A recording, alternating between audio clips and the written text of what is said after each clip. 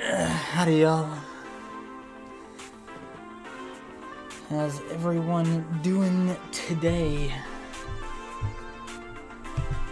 I almost forgot to open stream labels so I can see stream labels. Oh me, oh my.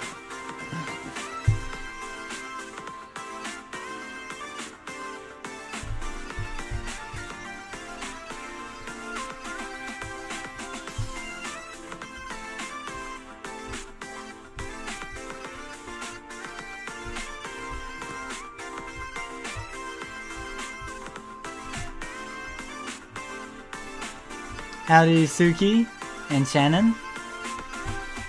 Thanks for coming. We're just about ready to go here. I was just trying to figure out why something wasn't working, but I'll deal with it after the stream.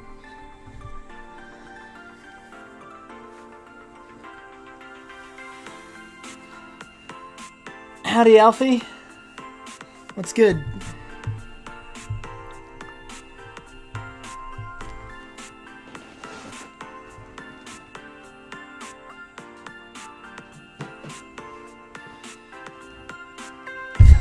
Reporting in, huh? Just cross-simping at the moment. Well, thanks. I appreciate it. I'm not sure stream labels is entirely up to date here, but we'll see.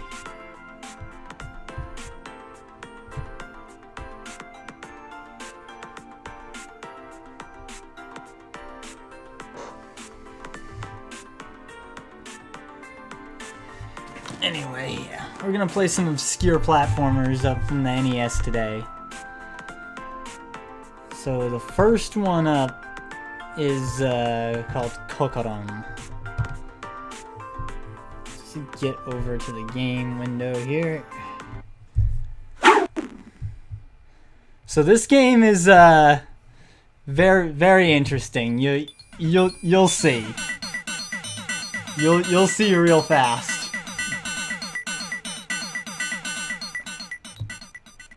This is one of only 3 games released by a company called Takeru, and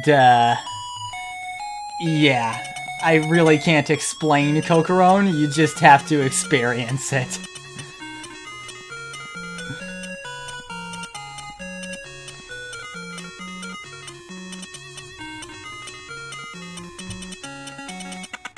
It's a fun game though, but it's a bit weird.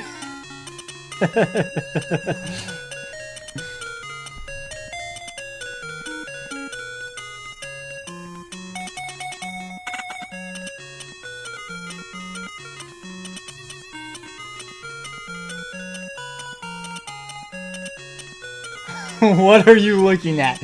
Excellent question, Alfie, and the one you should be asking. What you're looking at is a tape error. But that really doesn't explain anything, does it? And the fact that in Japanese culture tapirs are associated with the dream world only helps the littlest bit possible.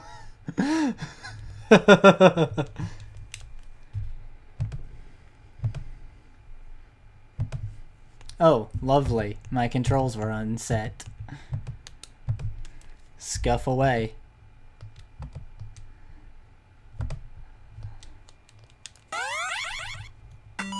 This was released in 1991 and only in Japan, so I would be very surprised if anyone here knows it. This game is very bizarre. Get ready. I can create any dream. I'm the wizard of the dream world. So, what kind of dream do you want today? A fun dream, sad dream, pleasant dream, or a magical dream?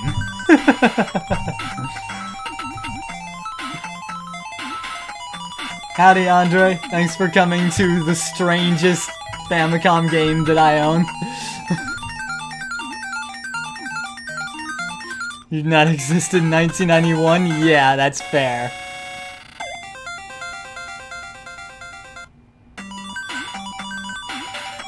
This is the magical dream world.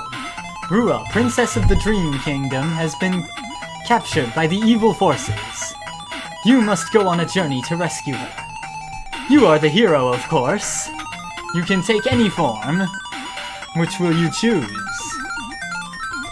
So one of the interesting things about Cocoron is that before we even get into the platforming, it actually has some character creation here. You've got a few different options that you can build your character around.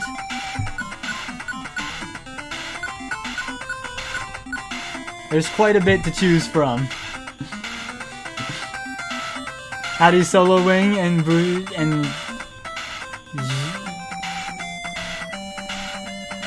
Juha? I'm sorry, I don't know how to say your name, but this is the most bizarre game that I own. And yes, as Andre said, it's very psychedelic.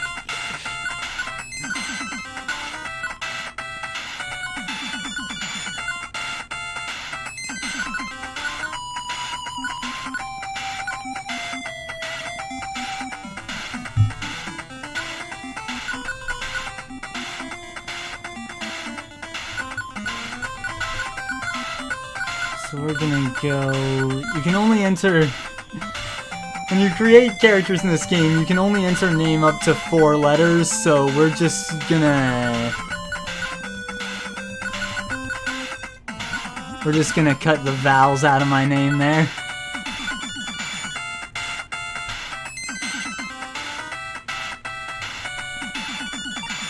Game looks stretched. It's supposed to be 4:3 aspect ratio.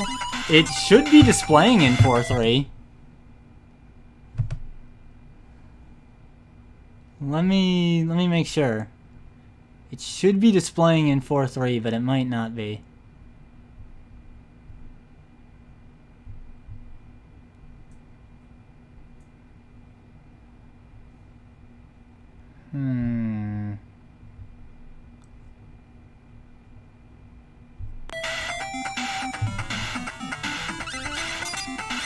Typical old gen game. Howdy Lego, howdy Cairo. Howdy Master R. Wow, lots of folks coming in. Howdy y'all, thanks for coming by. We're playing Cocoron.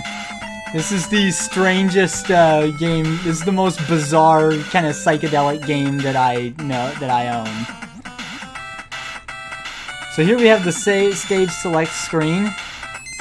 Got 5 stages to choose from. And what's interesting is you see this map here. In the center of the map, there's the flashing dot at the house where we're starting. The order that you take on the stages, you'll actually move through different areas. Because the path that you have to take to the stage on the map, these are all their own areas.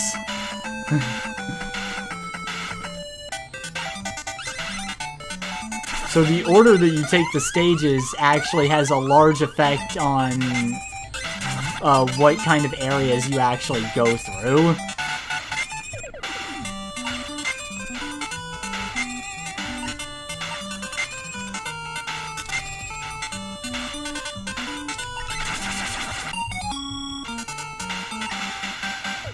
So this game actually does have some replayability in that aspect if you're interested in seeing different areas of the game.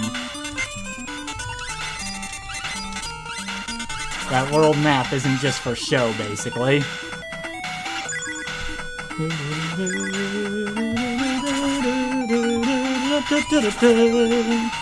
And while this game is very bizarre, and it's kind of a strange experience, one thing I can say is that it has banger music. Yes, but just as had the same thought as I did. The music is absolutely banging.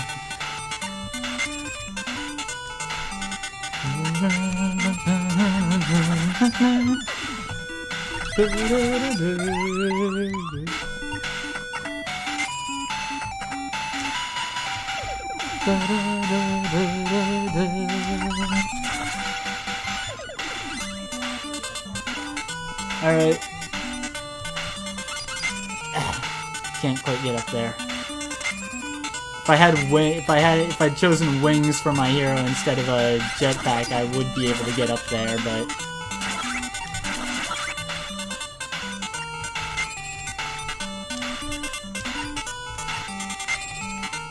that's why the customization is such a good thing in this game. There's a lot of options with things like that.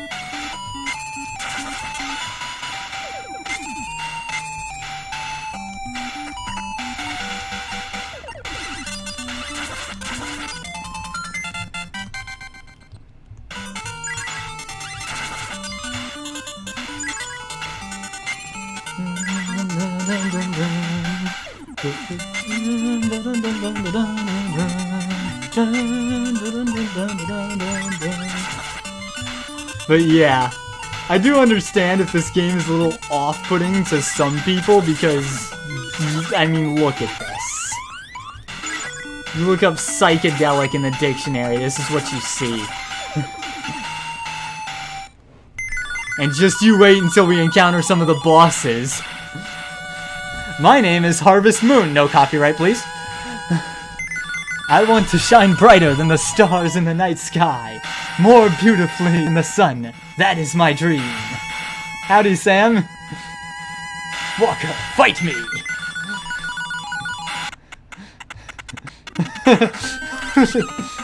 She is here, Alfred. I guess after the watch-along stream, she had some business to take care of over here. This is the dream world, after all. Maybe it's because you're here.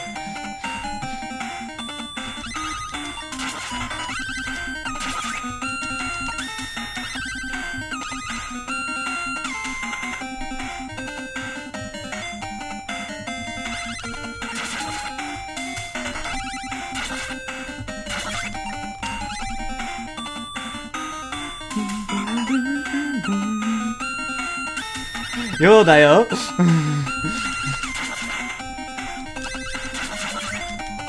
I keep getting hit by that last one.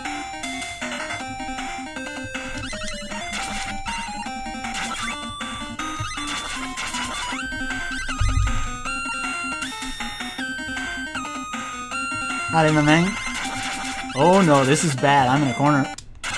Yep.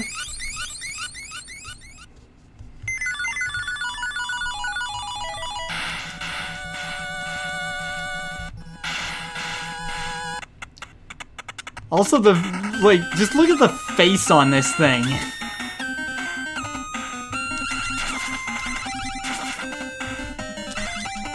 We're gonna spend the whole stream talking about how psychedelic this game is. Look at the face on this thing.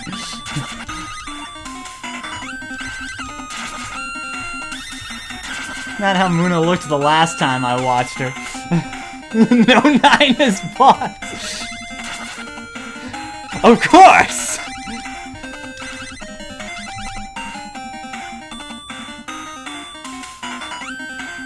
Since this game takes place in the dream world, this is the manifestation of all the gray hairs I've given No 9.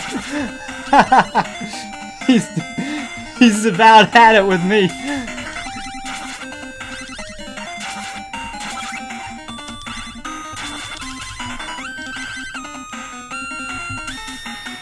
Just make the player want to destroy it even more. Maybe. It's kind of a trolly face, eh?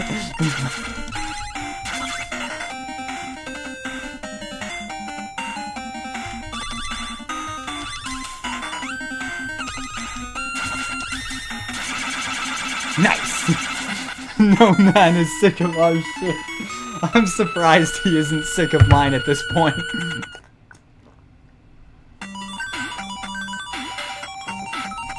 Forgive me. A strange wizard said he would grant my wish if I defeat you.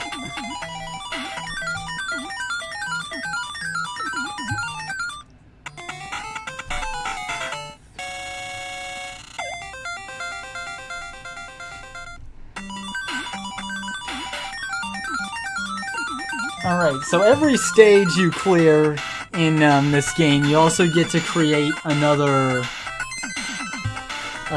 character. to use. So this is boss before he became prisoner.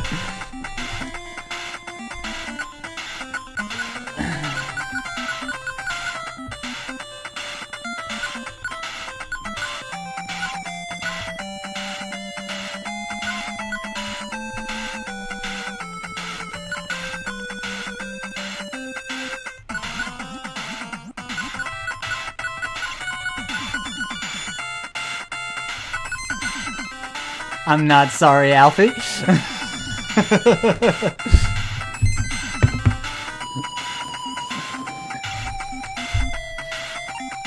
There's no sword in this game, so I went with shurikens.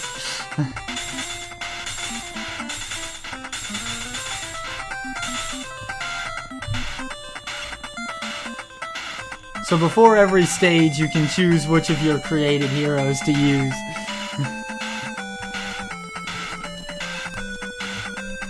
I really don't have any idea who the heck I'm gonna be fixing to make in this game, other than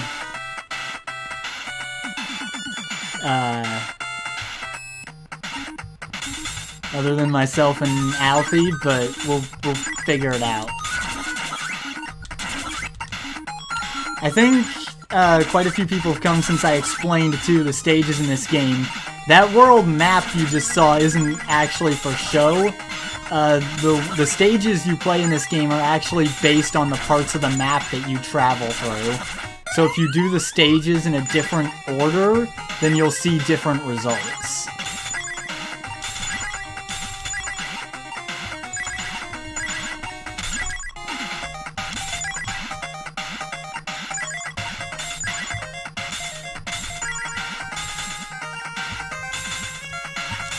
Star Hill is one of the more annoying areas regardless, though.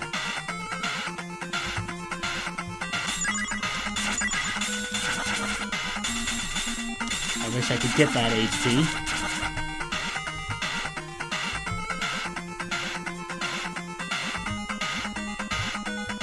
And yeah, this game is very strange and psychedelic. As we've said multiple times. Might be sounding like a broken record at this point, but you really cannot reiterate enough just how strange this is, right?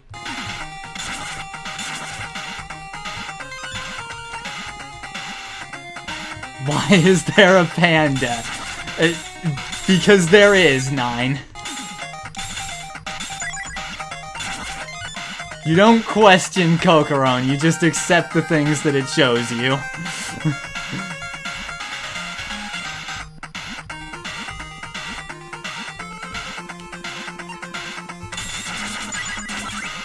There's really not much else you can do in this game.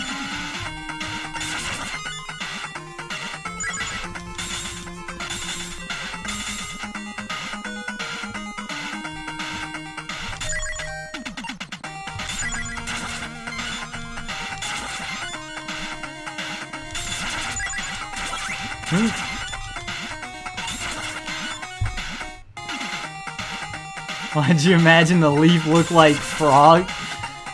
Because you just came from the same place that I did right before this stream, I imagine.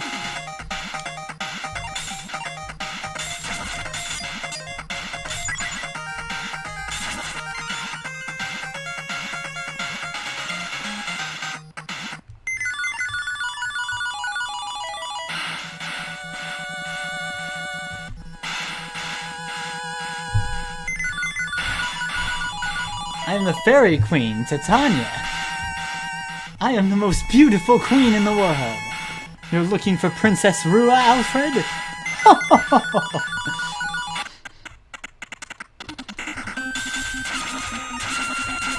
So yeah, even though we'll have to come up with something for other characters in this game, I'm probably just gonna use myself and Alfred for the whole game, because that was a close call.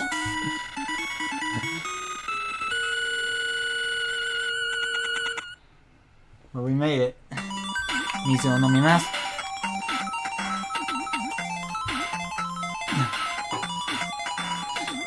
You're Alfredo. Oh yeah, the music is slapping this whole game. It's great. I'm Cocoron. Thank you for saving me. I've been held in this forest for a long time. But my brother Cocoron is also trapped somewhere in this world. Please save him. So we got two different things going on with the princess we're trying to save. We've got a strange wizard who apparently told the moon that if he defeated us, then his wish would be granted. And we also have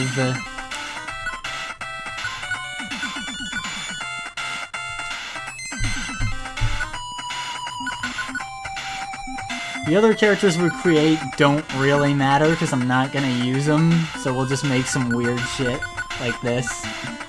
Also, that head's totally a Gundam.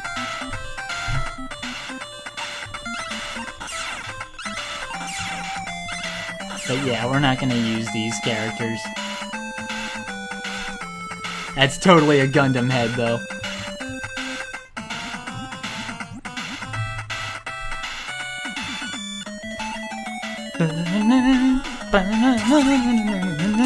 Metabots is also a fair comparison.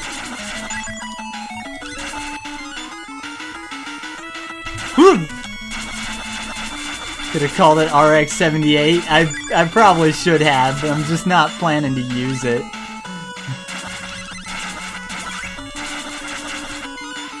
Oh yeah, the nice thing about the baseball weapon is it interacts with slopes like that.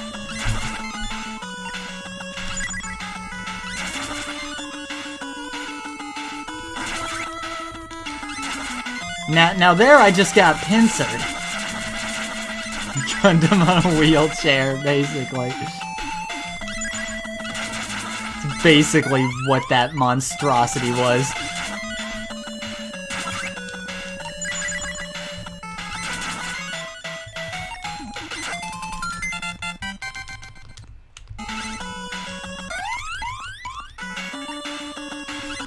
Look how huge my shots are now, and rip.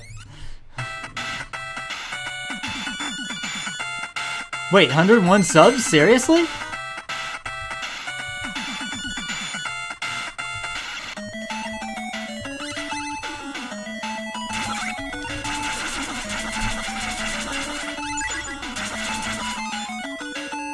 Wait, hold up. I just saw that message from Mamang.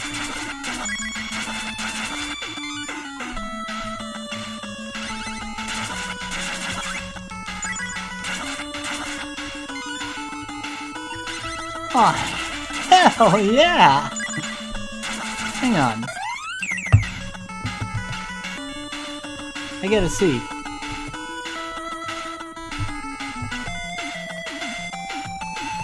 To no Walker more and more? At 101 to no Walker more and more? Oh shit, I do have 101. Well, come to my stream tomorrow, my man. I'm doing my debut, like, get to know me more stream tomorrow anyway, so that's perfect.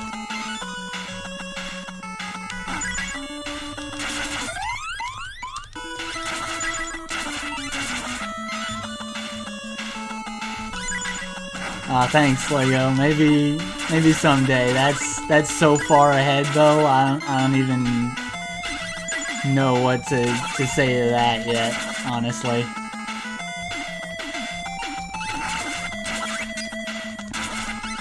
If I did get there someday, I'm not even sure how I would react.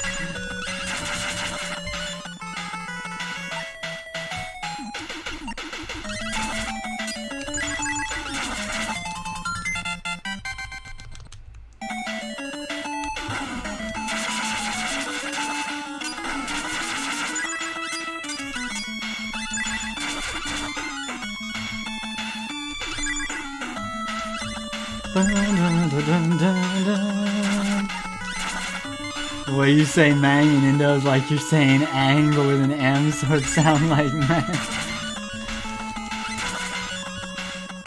So how do I say it? How is it properly said then? Like, I don't know Indo, so... Would it be Mamang then? Would that be more correct?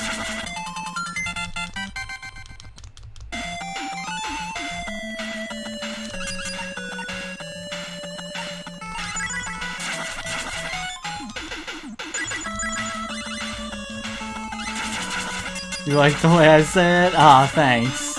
I do want to say people's names correctly, though. But I guess if you're okay with it, then... I appreciate that. That's pretty good, Mamang.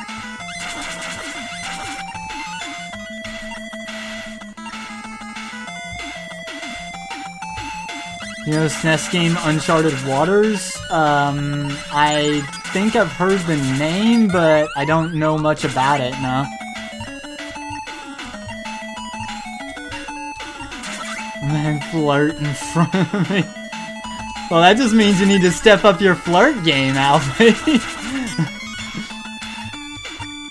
Wouldn't have it any other way. A certain VTuber calls you Alfred. Nice.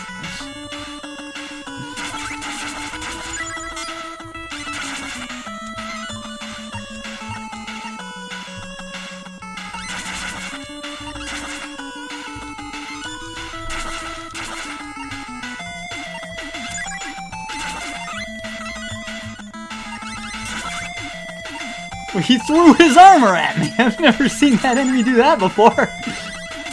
Hang on!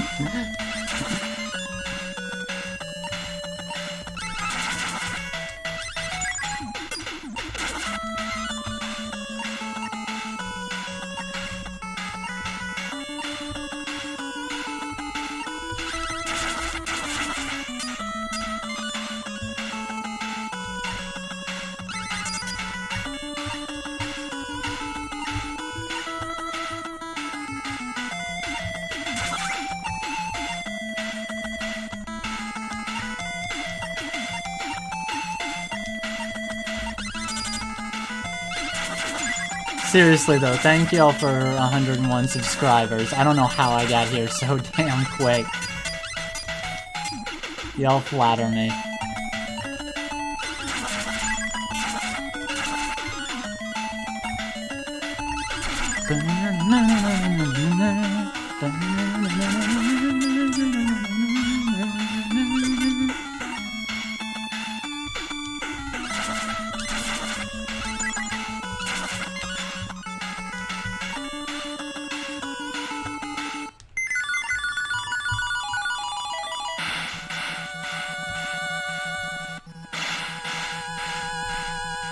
Wait, Walker, I was tricked by the Joker.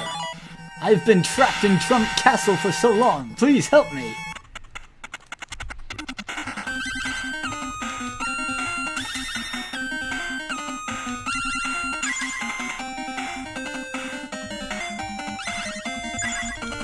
You can destroy the projectiles that fly out from these cards to try and hit you.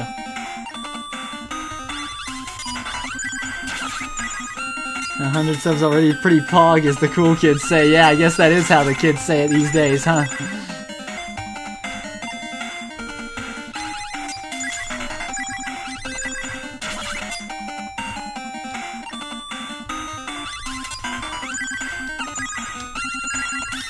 Thanks for the support, Mama.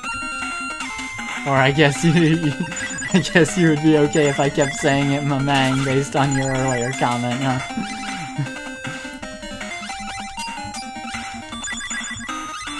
I really appreciate y'all, and the fact that y'all believe in me and that I can go even higher than this means a lot to me.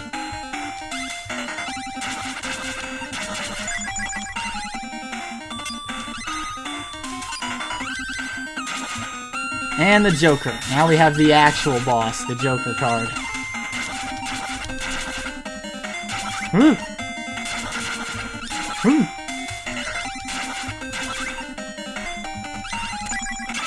Got him! From now on, I will call Memang as Memang.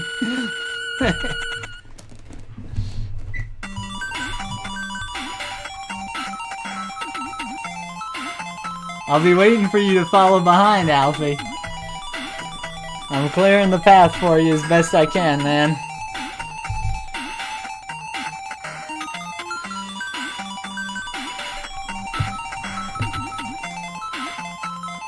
You come closer so I can see you more clear.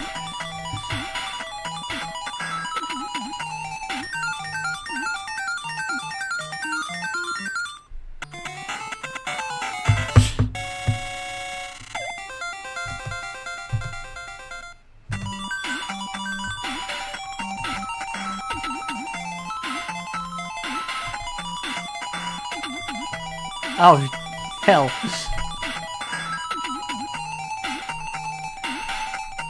That's about as close as I think I can get. Yeah, sorry about the screen flashes.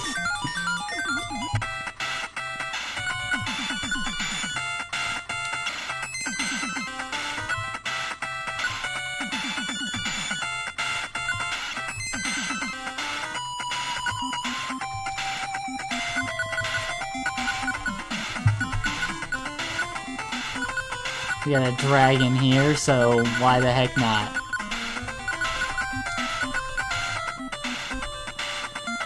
Stop showing off your legs, you know I don't have it.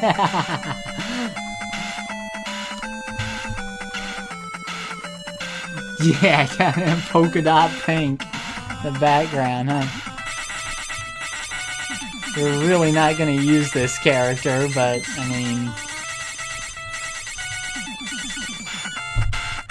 we'll make some jokes while we can.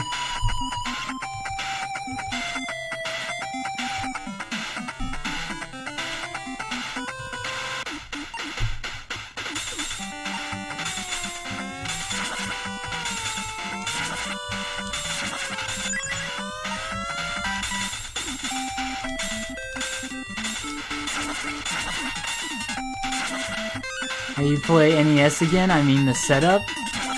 There's a couple ways you can do it.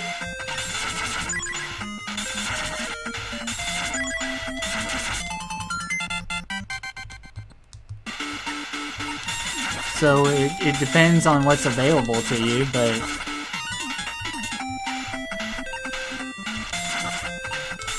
such dedication.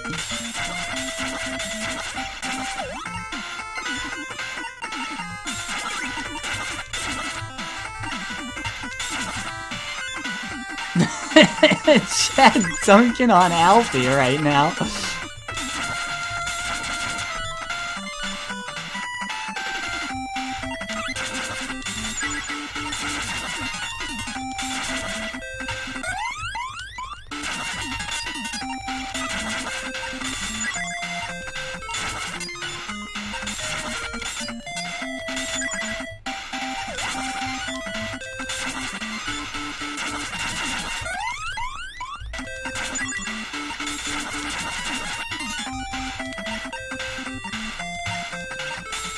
Legs for Alfred.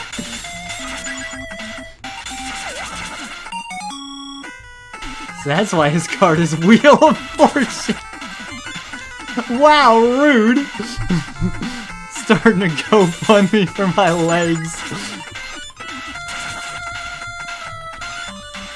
Alfred legs, let's go.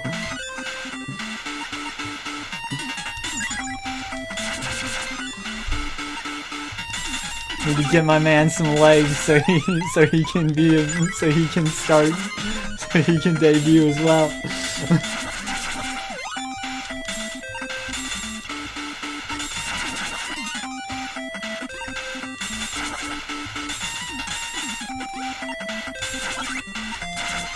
Also, this area is cheese, and it's real interesting. There's some interesting locations in this game. I'm not blue, but I'm feeling blue now. I'm not blue, but I'm feeling blue now. I'm not blue, but I'm feeling blue now. I'm Flint the pirate, aren't you, Alfred? If you can beat me, I'll tell you about Princess Rua. Ahoy!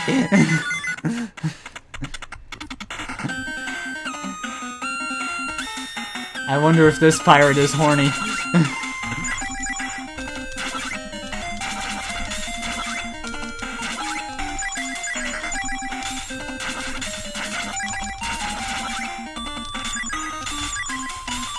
You got a hole in the front of your ship there, Captain.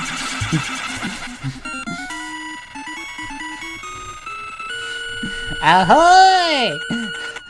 I'm horny!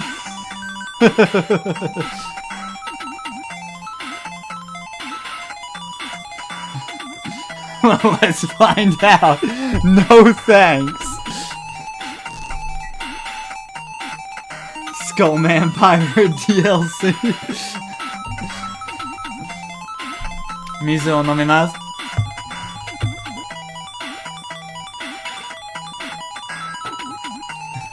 That's not a sexy captain, we've been scammed. Yeah, I would have preferred if it was Sencho, honestly. I saw the fairies of the forest kidnap someone, but I don't know whether it was Rua or not. And now my ship! Not say so anymore? I never was say so, Cairo. What are you on about? I was never say so to begin with. I've always been spicy.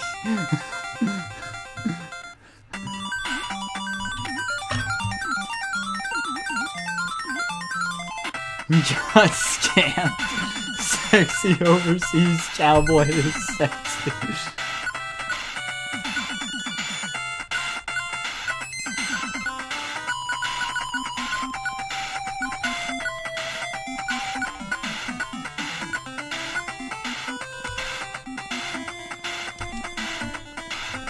The flashing screen against Y. I'm real sorry about how many NES games have flashing screen.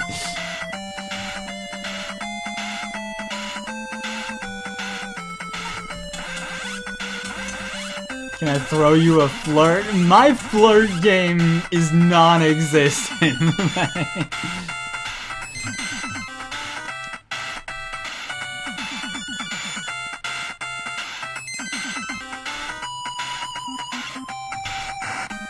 Third member of the VTSD is revealed, Speedo Clown!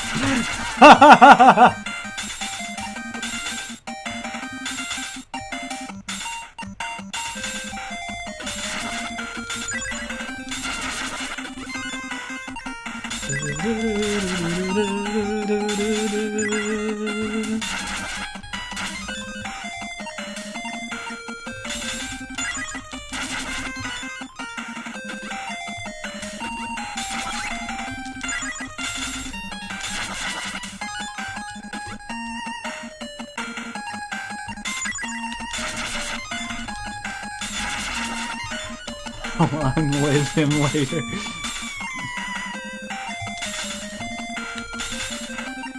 Also, skulls. This is unsettling.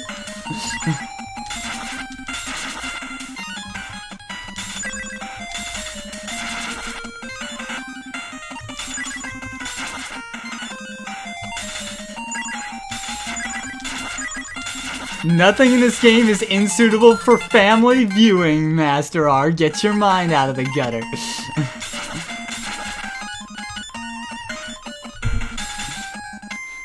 Yeah, flying penguins. I don't know how it works either.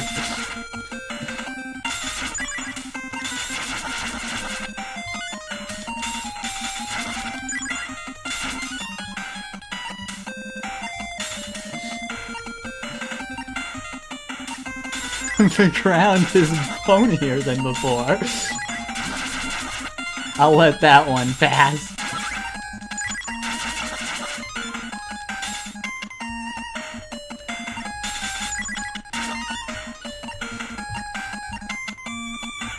Anyway, the reason Anyway, the reason the liquid physic there over there was white was because it's milk, so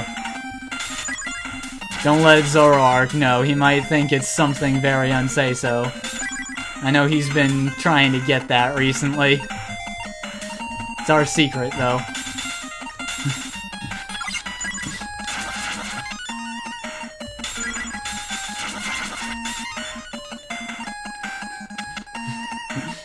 Still confusing. Yes, I'm aware. You didn't think I was saying that for the benefit of it not being confusing, did you? You've got me wrong if that's what you thought.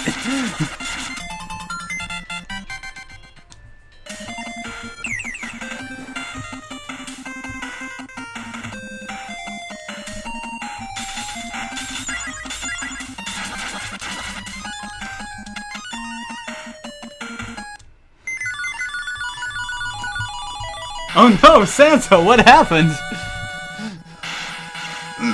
I'm frozen and can't move. The silver dragon, he tricked me. Please defeat him, Alfred.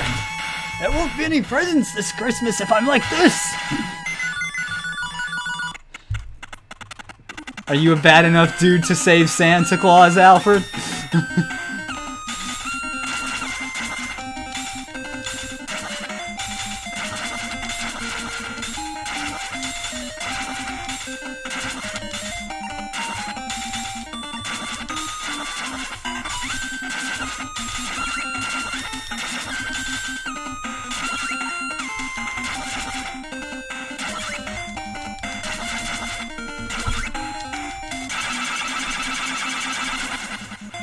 This is just becoming exponentially more confusing. Good. Chaos is our brand here. You sure taught him a lesson. As punishment, next Christmas I'll have him pull the sleigh instead of the red-nosed reindeer.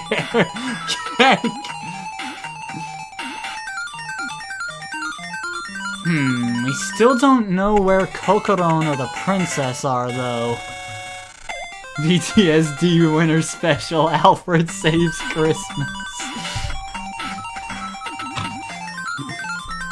I agree, Lego, and I'm glad you think so too. This game is actually really fun for all its ridiculousness.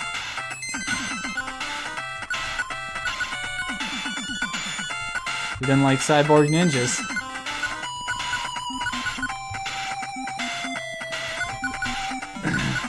I don't know who this is supposed to be, so...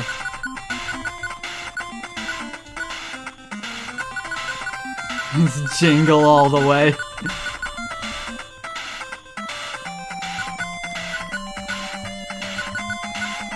Have fun with that one.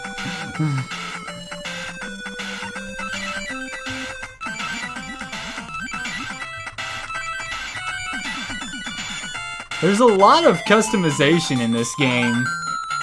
It's really cool how you can try out different things with your heroes. Different kinds of attacks and stuff like that. I heard something from my brother, Cocoron. He said that Rua is trapped in a huge egg. But where is Cocoron now? Gotta go? Alright, my man. Thanks for coming by. I'll see you later, man.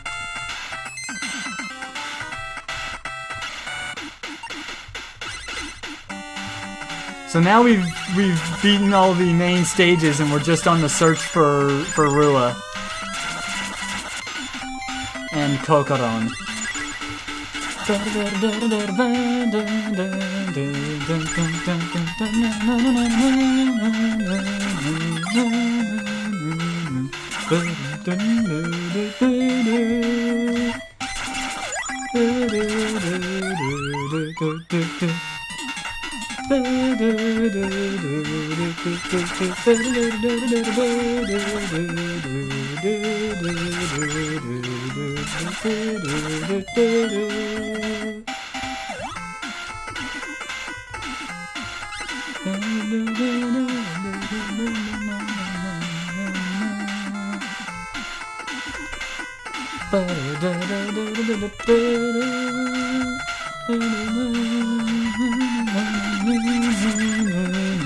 What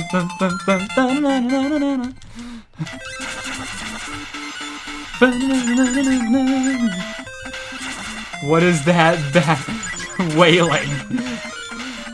Yes, that background.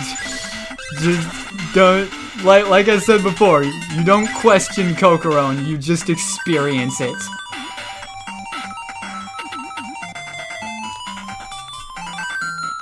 Oh no, you shot Dumbo. He was in the way. Is there a gas leak in my place, or do I be seeing this for real? You be seeing this for real, man. This game is bizarre.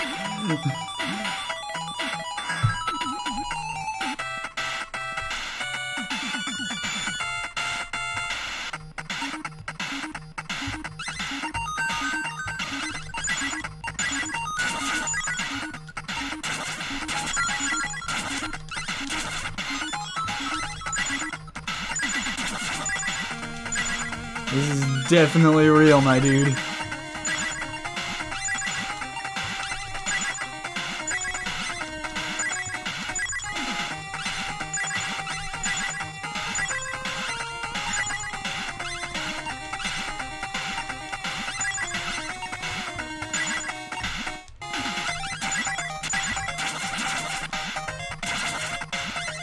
It's on another level of existence.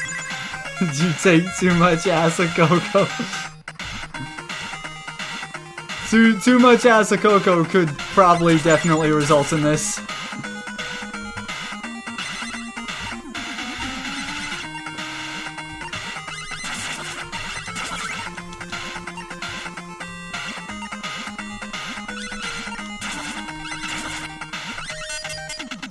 This is definitely real, though.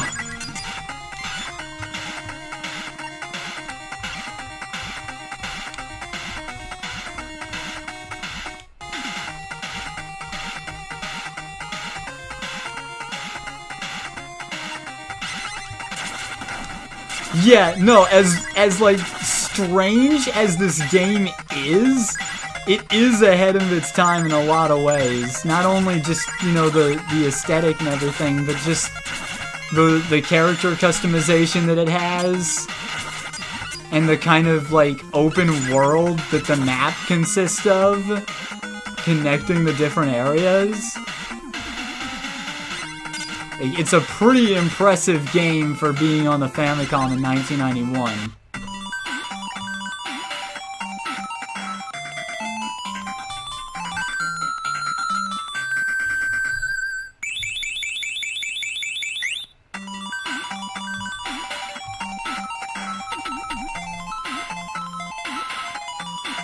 Where have they gone?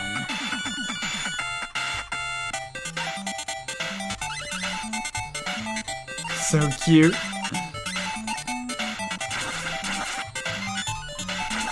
It's a very cutesy game, yeah, and I do appreciate that as well.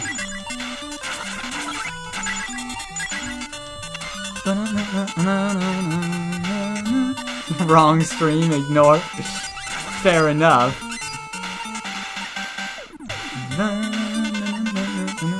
The only thing that's wrong with this is the constant epileptic experiences. Yeah, I'm real sorry I can't do anything about the flashing.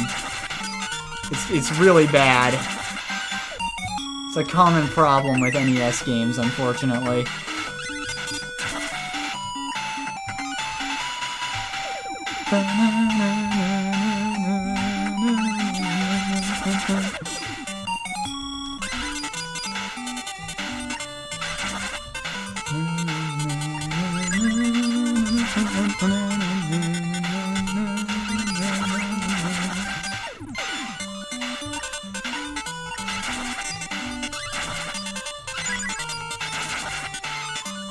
Oh, I'm sorry, Alfie. I didn't even see the purple heart on your comment. I see what you were going for now. I apologize.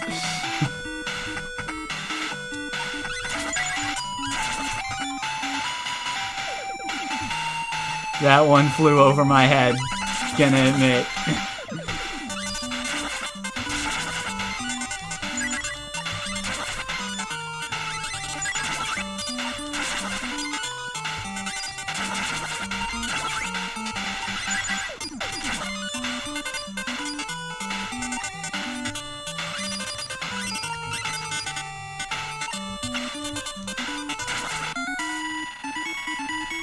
Yo, hello!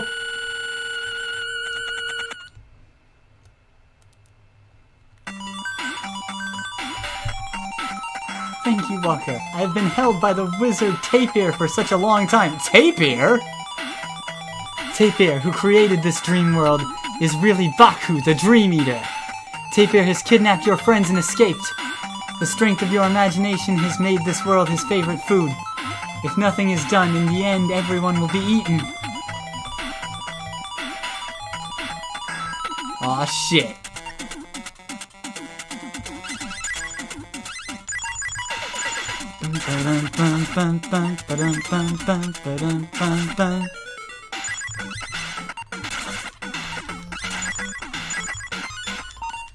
So now that we've found where Princess Rua was, we've entered the end game. All the other characters have been taken away while we were out searching for the princess. So now we have to rescue the other heroes. Which, in our case, is just Alfred, really. And defeat Tapir. Flying pandas, yes, and elephants. Dun, dun, dun, dun, dun, dun, dun, dun, dun, dun. Dun, dun, dun, dun, dun, dun, dun, dun.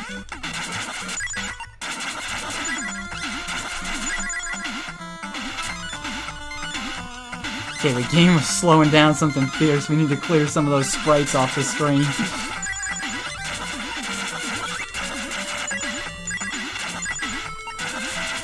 Speaking of the game being ahead of its time, though, a little too ambitious in that regard.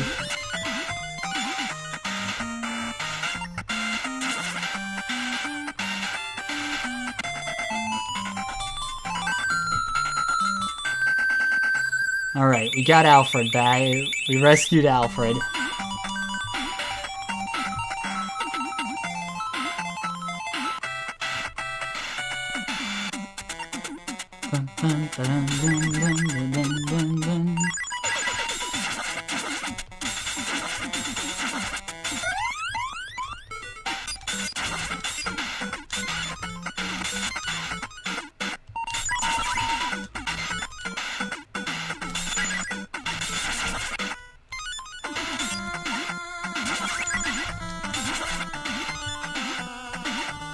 Who came up with the flashing screen idea? I don't know, man. It's unfortunately really common in games this old, and I don't know who thought it was a good idea, given epilepsy exists. Not to mention, I don't even have epilepsy, and it makes my eyes sting a little. All I can say is look away from the screen when we're about to complete a stage.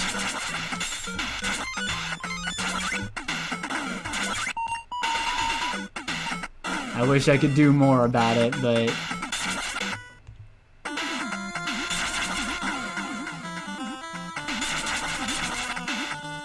yeah, that's what I'm saying. I don't even have epilepsy and it stings my eyes a little.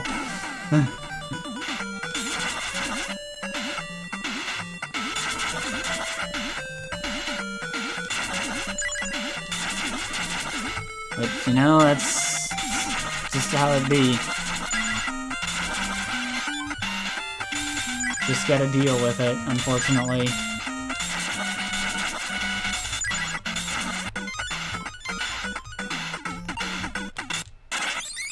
Ow! Crap, right at the end of the segment, too.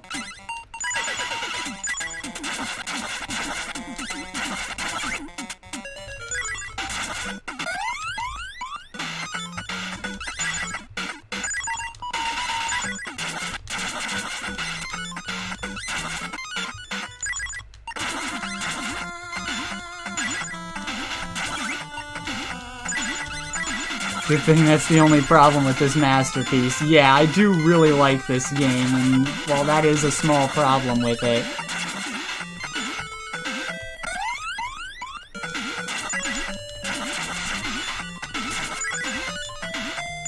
I do definitely recommend giving this game a shot. Falco the baseball player before his Star Fox days. Nice.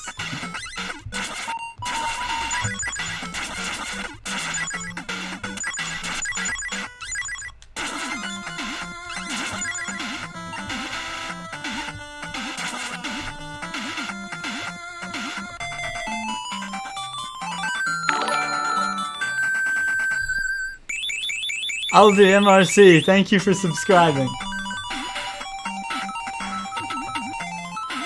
I'm glad you're enjoying the show. Alright, I'm gonna use Walker again for this stage, because those cacti, they were doing a lot of damage when Alfred was landing on them. That's what was killing me there, so...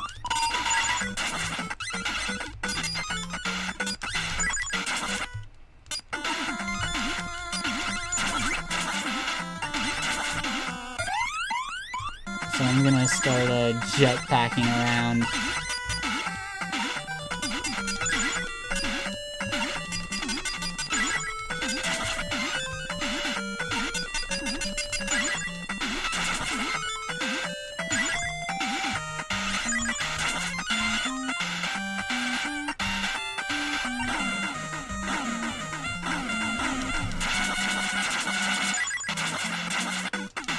No questions, just enjoyment.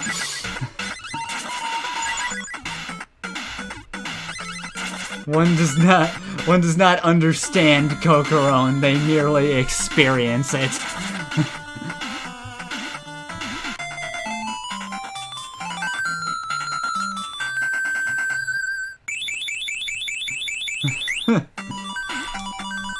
I do understand that the things in this game are very bizarre, though.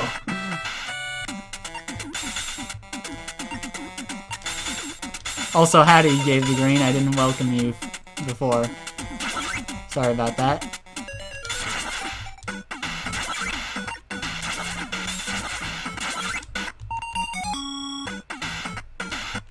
Ow! Jeez! Those things open and close way too fast.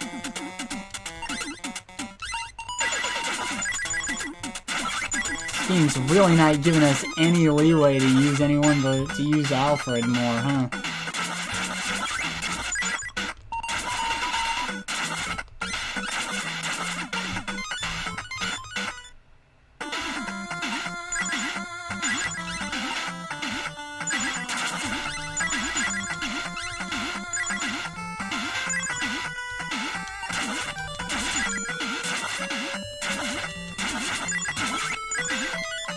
Wow, the slowdown is real, dude.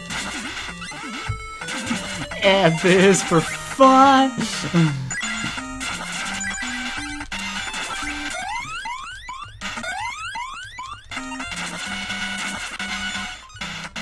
We'll go with that.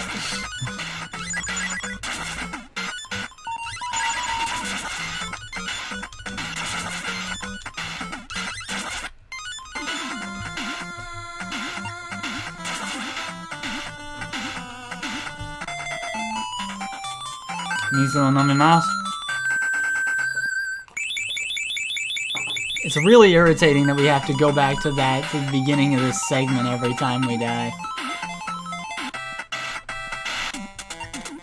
I do count that against this game too. This part is really unforgiving.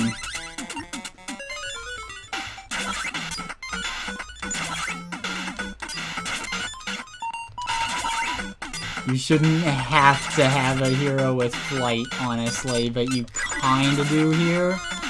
I mean, you can get through these segments without flight, it's just a little unreasonably difficult.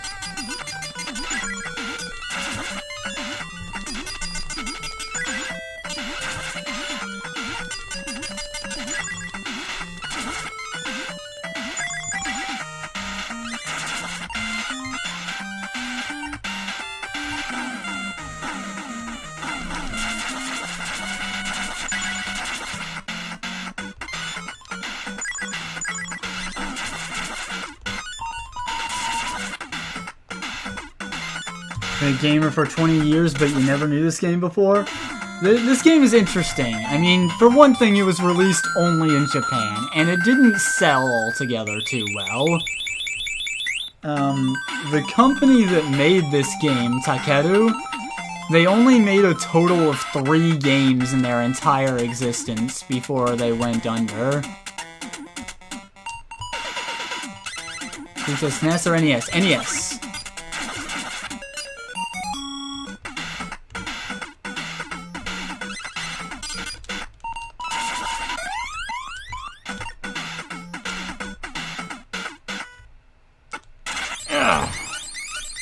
This last segment of the game is really hard. And in fact, the other game that I want to play today,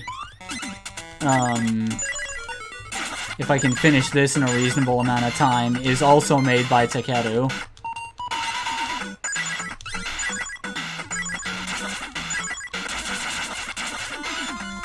So I would be surprised if anyone who comes to the stream today has actually heard of this game or knows of it.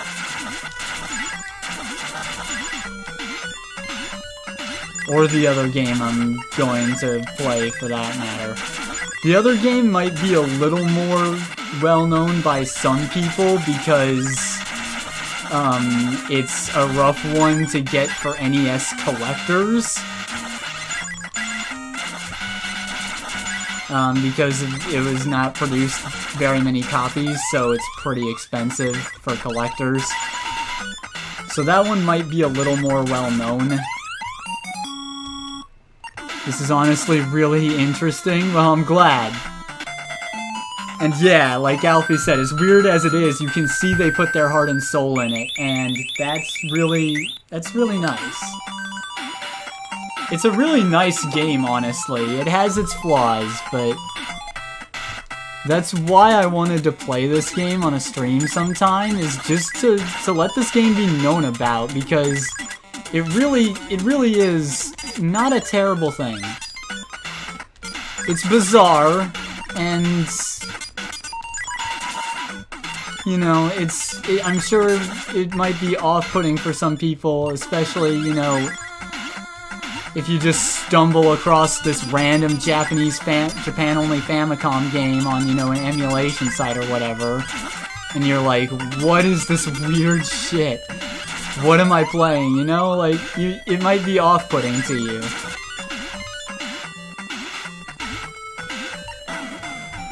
But once if you give it the moment to get into it, it's a pretty nice little game.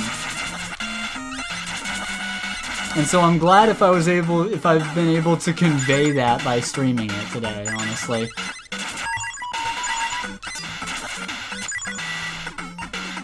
Why do you think this game? Just sad that they had epileptic experiences in their heart and soul. Yeah, that's too bad. Just whenever Cocoron comes up on the screen now, just watch yourself. This game needs more love. It's not, you know, gonna set the world on fire or anything, but it's a nice little game.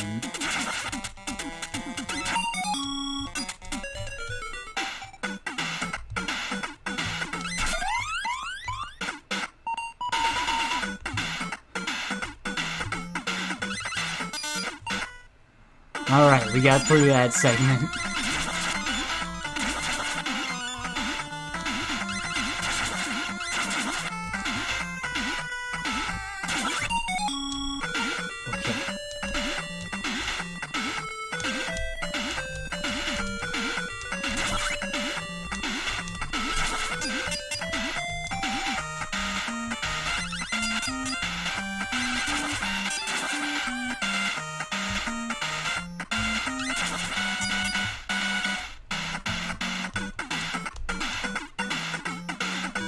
Does this game have a story? A very basic one, Ochimoto. You missed most of it early in the game. So basically, in the beginning of the game, you meet Taper, the Dream Wizard.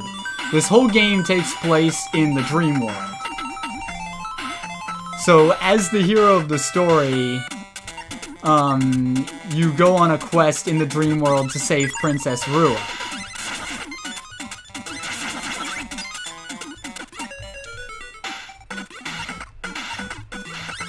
Along the way,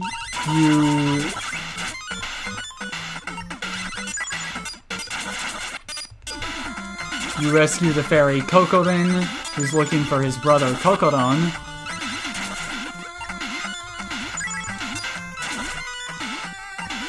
And you try to find the Princess Ruin. When you eventually do rescue the princess, she reveals that Tapir was actually the villain all along. His real identity is Baku the Dream Eater, and he was using you to create this imaginary world for his amusement and to give him sustenance. For his dark wizardry.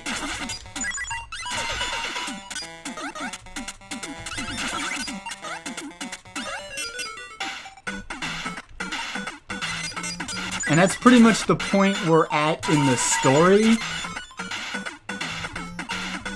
Is that we're rescuing all the other characters that we created from Tapir after he trapped them in those giant eggs, as you're seeing at the end of each stage. And then we need to take him down.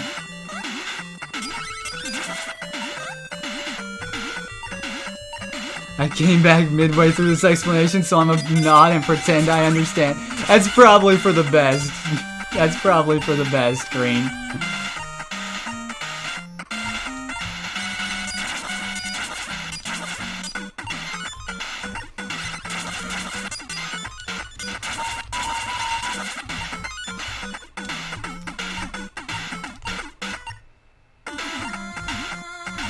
The fact that Baku's disguise is that of a tapir is actually tied into Japanese folklore, too. Tapirs are associated with dreams, and in parts of Japanese folklore are believed to consume dreams. You may know this. You're already processing enough today with your great meme mistake releasing today. I saw that on Twitter. You retweeted that ancient mistake.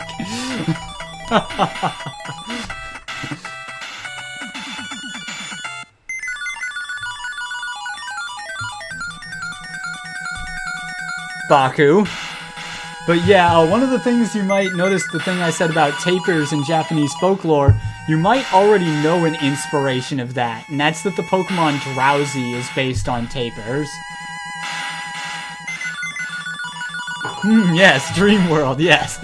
Even with the explanation, you don't really understand. It's been a long time since I've had such a delicious dream. Baku the Dream Eater.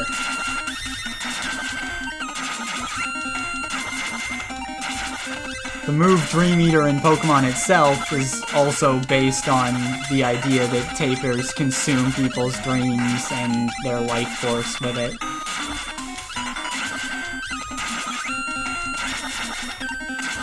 Baku's a pretty tricky boss. He's got projectiles everywhere and he can be difficult to hit. But once you get to Baku, you can continue straight from the fight. So that's good, at least.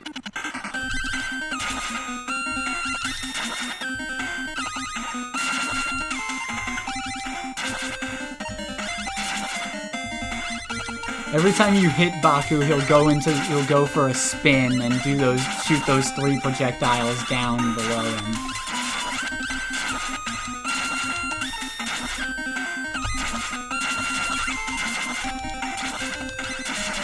I find it's good to try not and give him too much room to move and do things other than that, because those projectiles he shoots can be real interesting to dodge. And by defeating him, we release Cocoron. I am Cocoron. Thank you for saving me, but it's not enough. If Tapir is not defeated soon, we will all be eaten along with the Dream World.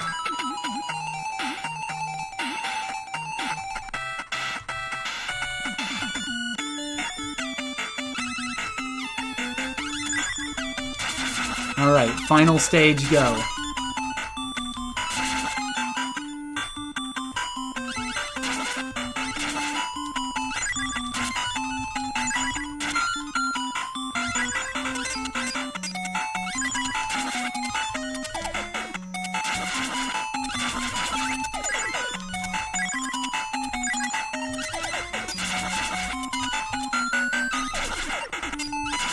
We need to go deeper.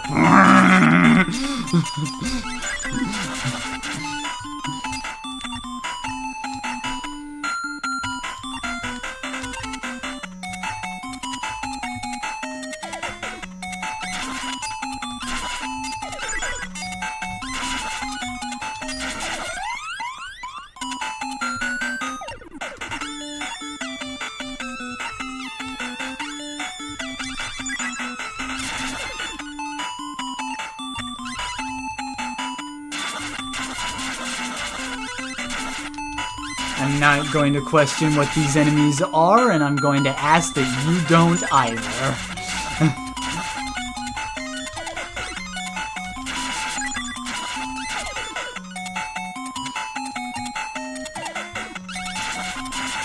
Because this is getting weird.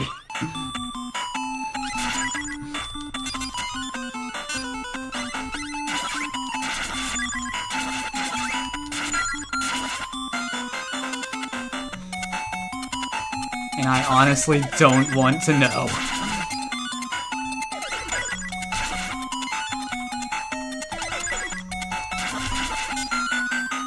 Some questions are better left unanswered. Exactly. I don't want to know, and I imagine I'm better off not knowing.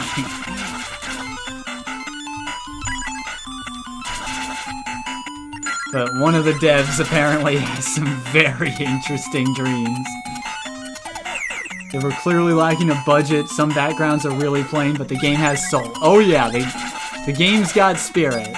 Like we were saying before, I mean, they put their heart into it. That's for sure. And like, as far as just gameplay, it's a really solid platformer. And with the customization of what kind of abilities your heroes can have, it's a really fun playthrough when you figure out what you want for your characters, you know? Given the health pickup rate, they put a lot of hearts into it. Yes. It has a lot of hearts and a lot of hearts.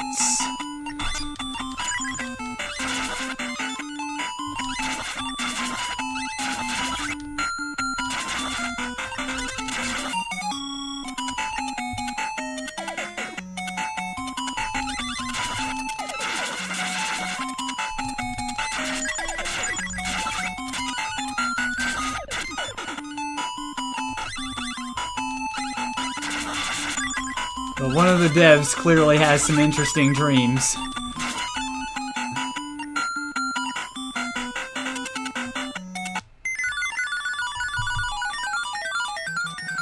Can't get away this time, Baku. Welcome, Walker. But this is the end of your dream. Why, you ask? Because I'm gonna eat this dream. Later, a dev went on to say I'm not a furry, but... This time, Baku's projectiles are more numerous and cover a wider range. He still spins after each time you hit him and fires a large spread shot. Kusa. Yep. Mizu no memao. As long as we don't game over against Baku, then we can try the fight straight from it.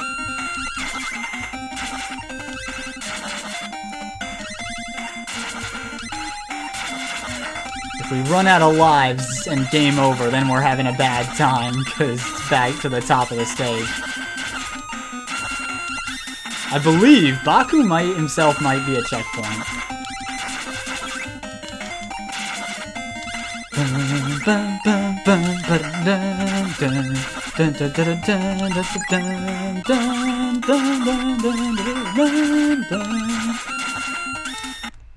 Ooh.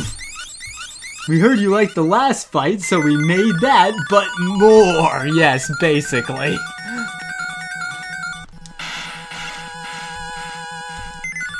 His regular projectiles that he shoots can be faster too, especially the lob shots that he throws out. Those are really fast in this fight. The less he shoots those, the better.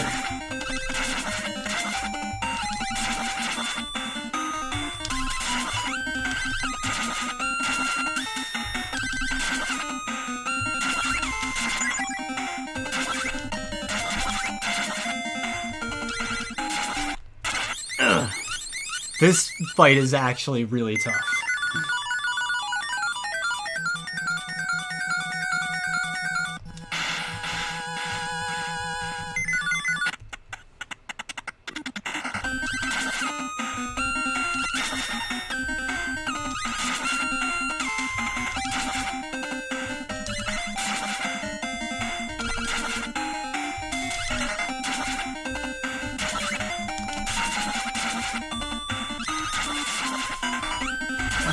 Bouncing shots, man.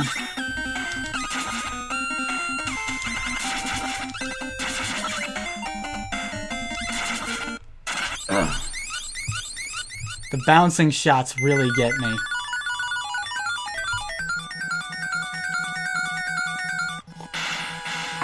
Yeah, it's pretty difficult. I mean, it is the final boss. So... yeah, we're getting there.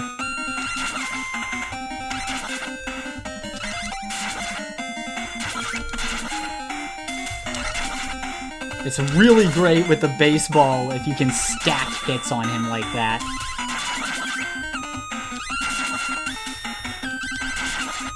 The baseball is honestly the best weapon for this fight just because of the angles it can shoot at. Nice! Get out of here, Dream Eater. This is my dream. None of my dreams are like this. They involve more Risu, for one thing. I mean...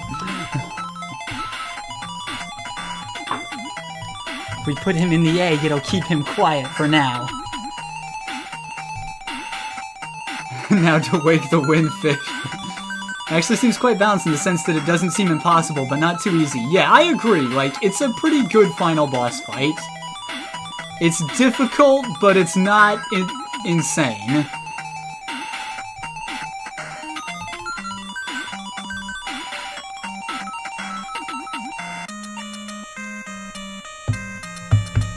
And that's Cocoron. Honestly, it's a really fun game.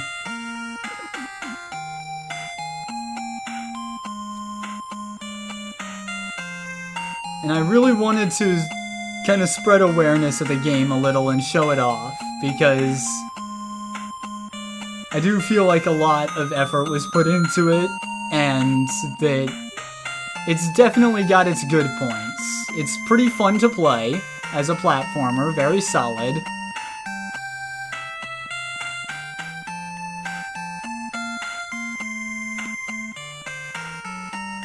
It's got great music.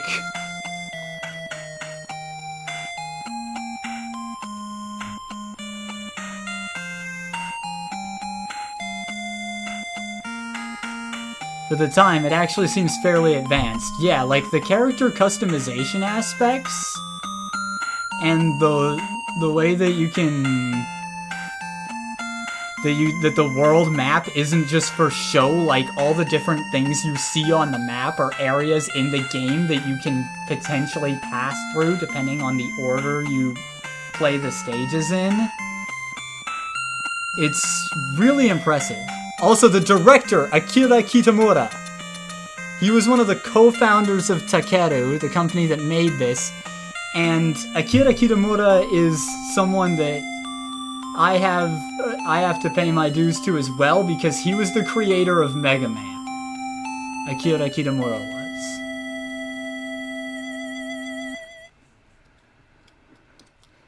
So I gotta pay my dues to Akira Kitamura, who directed this.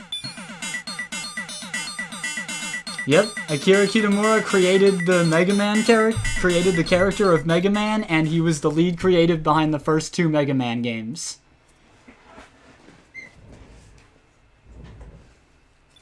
After Mega Man 2, he left Capcom to form Takeru with one of his other associates.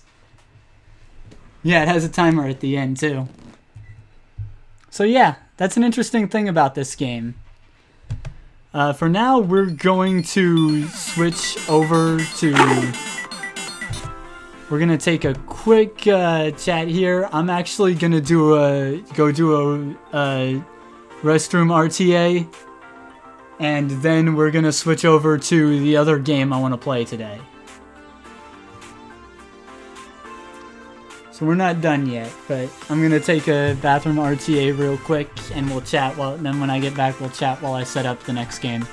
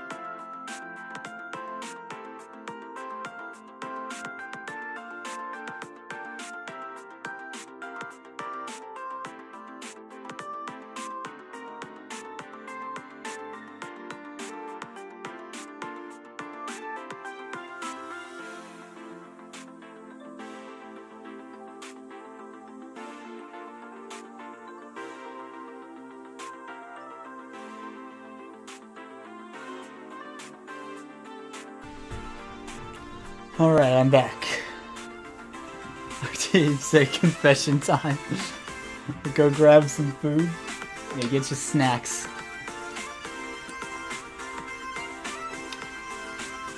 So the next game we're gonna play today, I don't know that we'll complete this one because it's kinda long.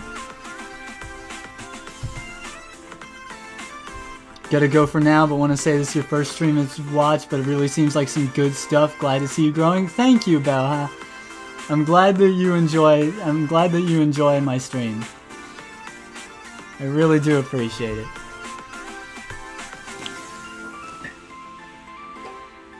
Hopefully I can do this more in the future. 140 seconds?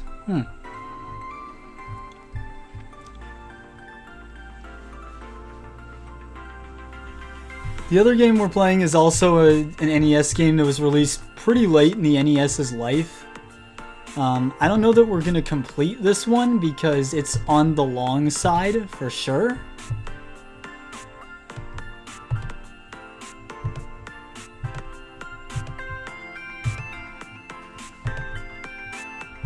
But we're going to do as much of the game as we can.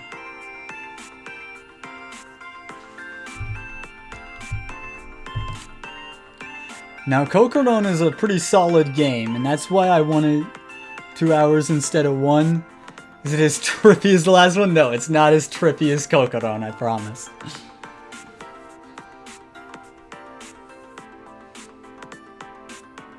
Two hours instead of 1? Yeah, probably thereabouts, Green. Maybe a little longer than 2 hours, honestly, based on my first playthrough of it to completion, but, I mean... So, comparing and contrasting this next game with Cocoron, it's not as bizarre, it's much more grounded. It's quite a bit longer than Cocoron to complete, so I don't know that we'll be finishing it. But, it's also made by Takeru for the Famicom. This one was actually released in North America, unlike Cocoron. So that tells you how much more grounded it is. This one I would say is also pretty advanced for the NES. In this case, it's got different branching routes in the game for different stages you play, depending on whether you defeat certain bosses or the direction that you choose to go in some levels can branch off to different routes. That all lead to the same final stage eventually, but it's interesting how it can work out. So we're gonna go over to it. This one is called Little Samson. The story for this one, blink and you'll miss it, so here it is. Any headache flashing lights? I think a few, not as many as Cocoron though. Rip those guys.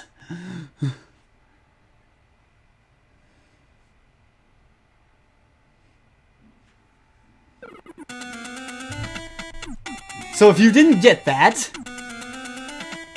disasters happen. Evil wizard attacks kingdom. King sends out 4 carrier pigeons to summon heroes to save the kingdom. That's basically the story. I've heard about this game, can't remember where though. Little Samson, the US release of it, is kind of infamous among collectors for being very expensive.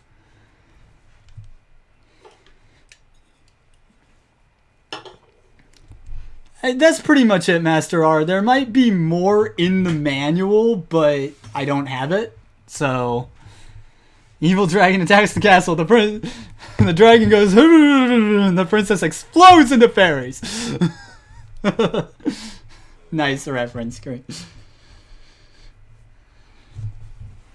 But yeah, Lego, where you might have heard about it is that it's pretty expensive, the US release of it, because it's very rare, so collectors really have a hard time with this game.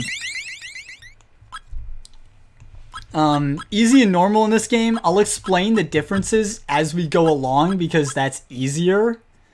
But for the most part, they're pretty much the same. We're gonna play on normal. So in Little Samson, you play as one of 4 heroes. At the beginning of the game, we have this part, which is where we get introductory stages to introduce us to all the heroes and get used to their abilities. And after we've cleared these 4 stages, we'll be able to swap between them freely for the rest of the game. So we're gonna play as Samson first. Oh my god, super spinning action. So Samson is, as the main character and the title character, is pretty much the most basic. He shoots projectiles forward straight ahead, kind of like Mega Man. Samson can also cling to the ceiling or the walls and climb along them. This is an important ability to remember that he has.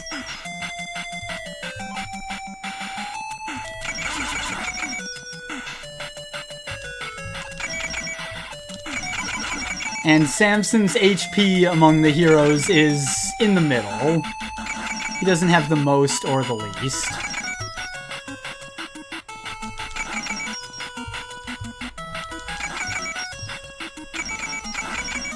Samson's fairly agile.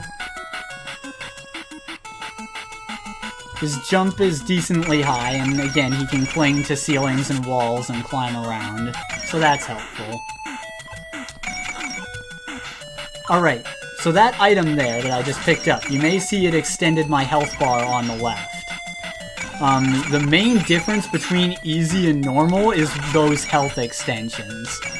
In easy mode, you can extend your character's health up to 4 times with those items.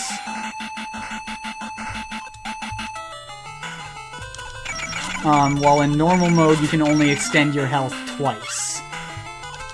So your max HP that you can get on your heroes is much lower in normal, but that's about it. That's the only difference, really. Mega Man, if Mega Man had the top spin stuck on default. He does spin a lot when he jumps. Who knows why.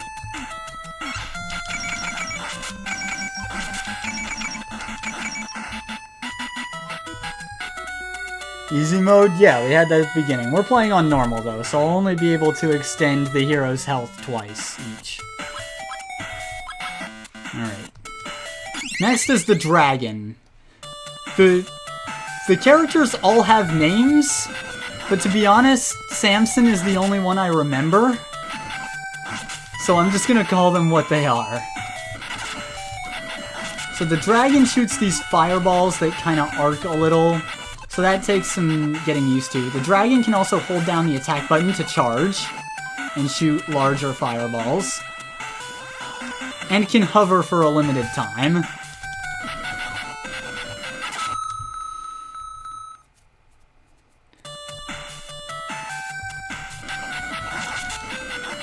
The dragon is honestly the character I'm the least good with.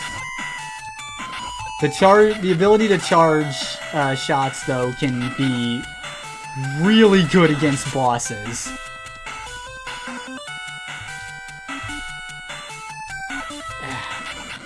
Missed out on that health extension.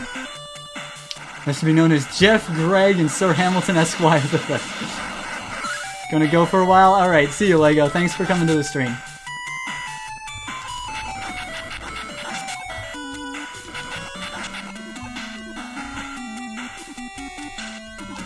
I'm still reeling from the fact that I already have 101 subscribers. Y'all are fantastic. It means a lot to me.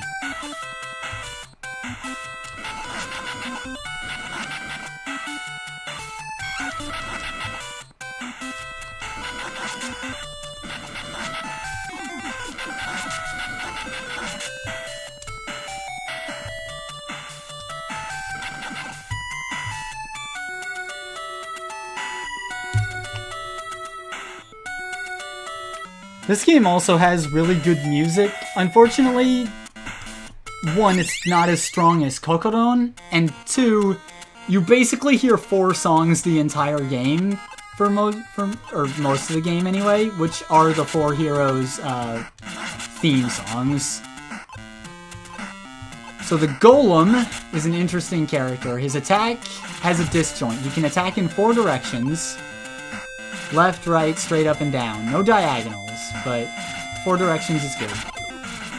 He's pretty slow, as you can see, and doesn't quite jump well. But the Golem has the highest HP of the heroes, and does the most damage per hit. And with his disjointed arm punch weapon, he can be really good against bosses if you can actually hit them with his attack. Because his arm goes out so far too, it has a bit of a disjoint on it, which can be helpful.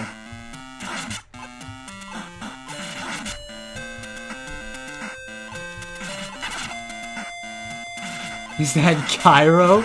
Is this you, Cairo? Is Cairo here?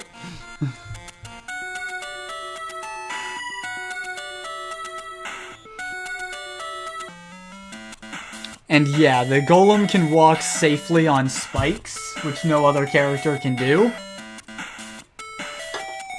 and is just generally the most resistant to damage. So the golem is your tank. The last of the heroes is the mouse. The mouse, as you might expect, has the lowest HP of all the heroes, but is also the fastest and is the smallest target. The mouse's attack, okay, that I picked up as a potion. Now the mouse is holding on to that, and anytime that he takes damage, I can consume this to heal. Or if I get the mouse killed off, the potion can revive him.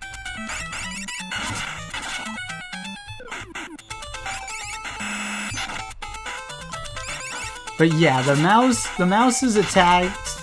The mouse is weird to fight with because he attacks by setting these little bombs that take a second to go off. So you have to be very careful with the mouse. You have to plan several moves ahead and just, he's more for exploration than fighting.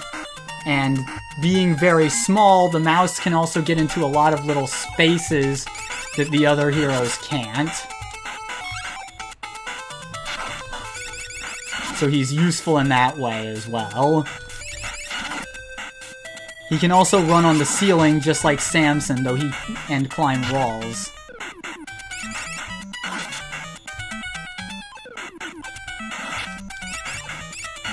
But yeah, you can see the mouse is the only one who could get into a small space like this and get that potion. Fortunately, I already have a potion, so I have no need for that one.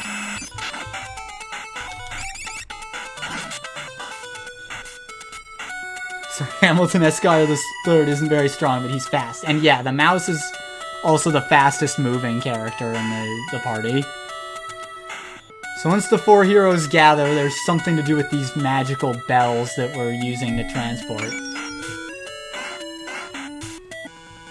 But it looks like the dragon hasn't quite accepted that Samson is the leader of our little group and wants to fight for it.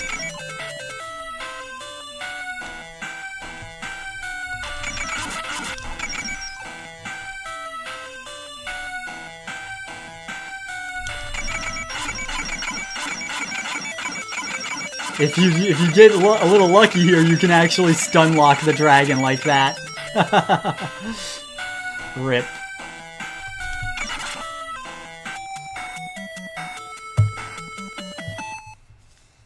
After a little scuffle, they put it aside, and the dragon accepts Samson as the leader.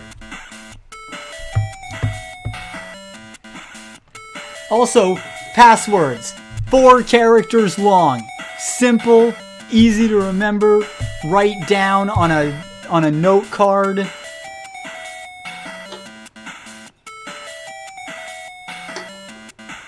No bullshit.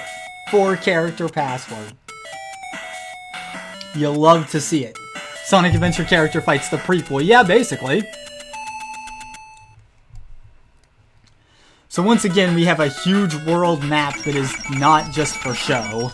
You can go to all those areas depending on the route you take. So now we can switch freely between the 4 heroes at any time we want.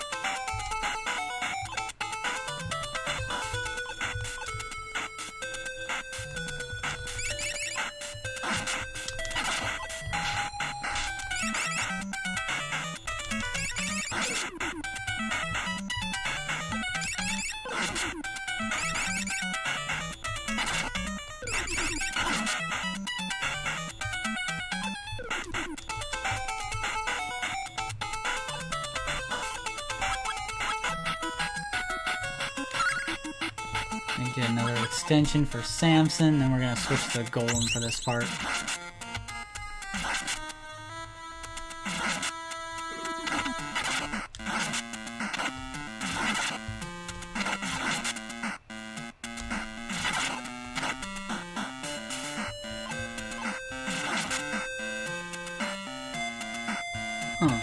Swore there was a health extend over here.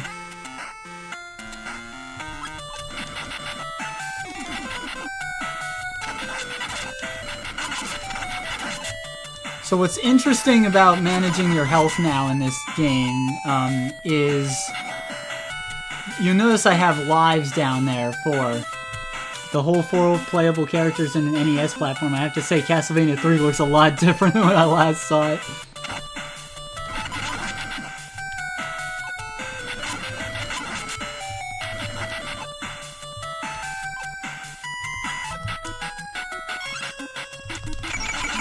You don't actually lose lives in this game unless Samson is the one who bites it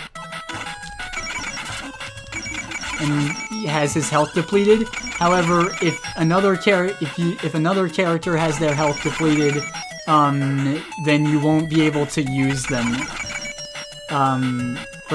until you get to a checkpoint, or where you get another password, or until you game over. Or if the character is hanging on to a potion like the mouse and the golem have on them right now, they can revive with those.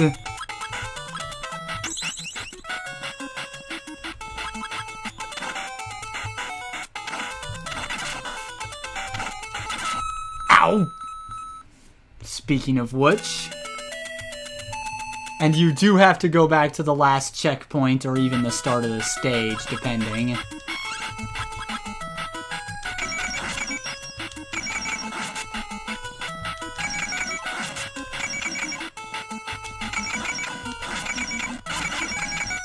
And any items you gained during the stage, like health extensions and potions, are lost.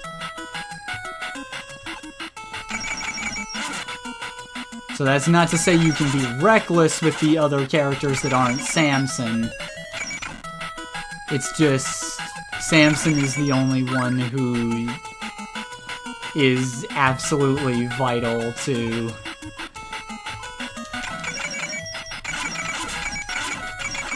staying alive.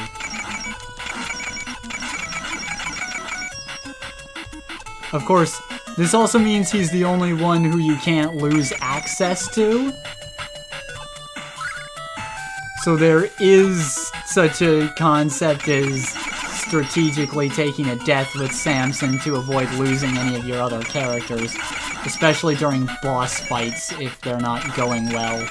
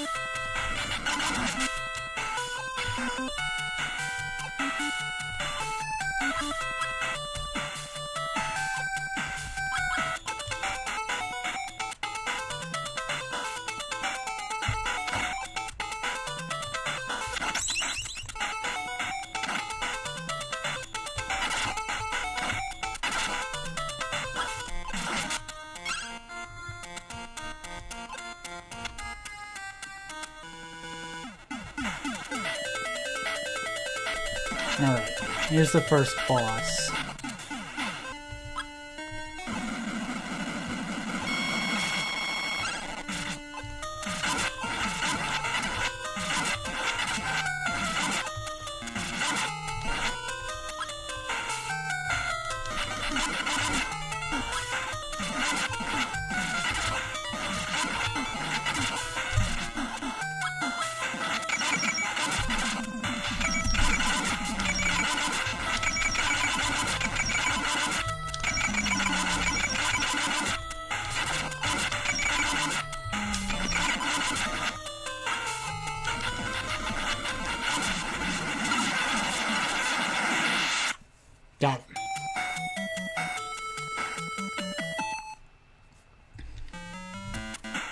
This game is actually pretty tough.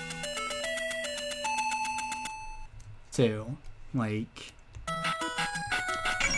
they ain't screwing around with this one.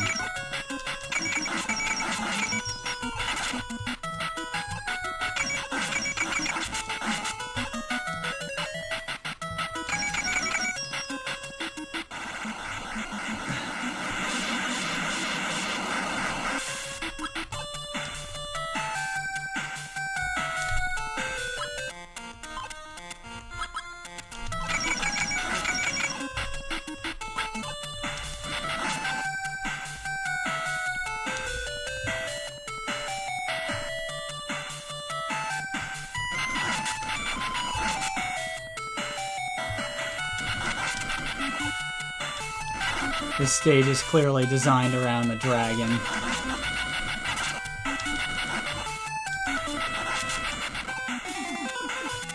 Battletoads on steroids here. I wouldn't say it's quite Battletoads, although that's not a totally unfair comparison. I wouldn't say it's quite the level of Battletoads, though, in terms of being pretty tough. My only issue with this game is the lack of music variety. There's not very many songs in the game. None of the stages have their own unique music except for the final stage. For most of the game, it just plays the theme song of whatever character you're currently using. And they're good songs, there's just so few of them.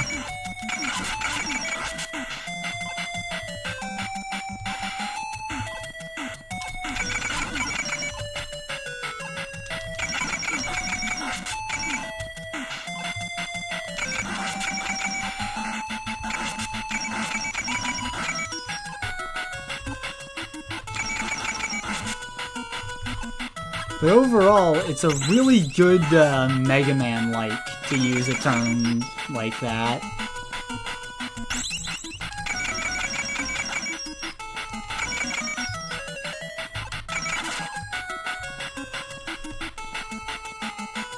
I think everyone has their max health extension now.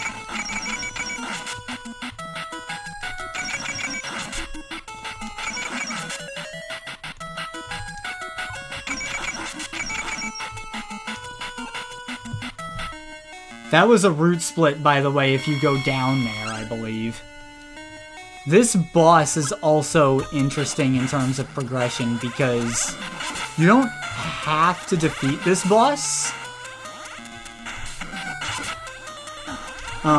If you actually fall down to the gaps during this boss fight, it's not a death, it actually leads to a root split.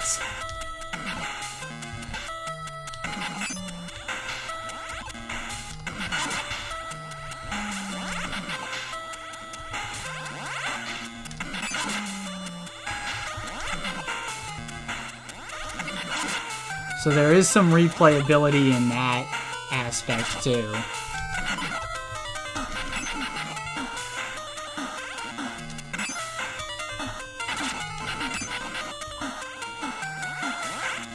Oh my god!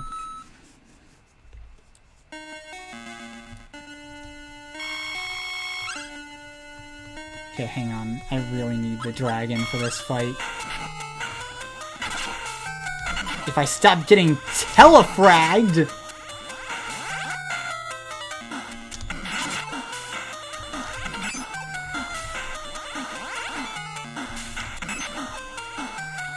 And that was close. Oh my god!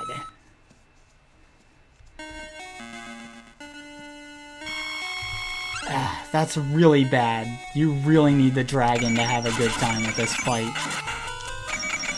They keep getting telefragged from the bottom of the screen.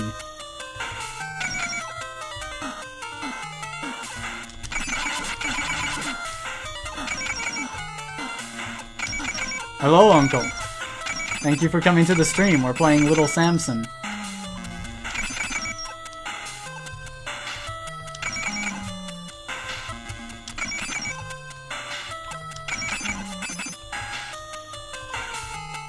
And yes, given that two of the heroes you can play as in this game are a dragon and a golem, we've already identified certain listeners who are also fans of me.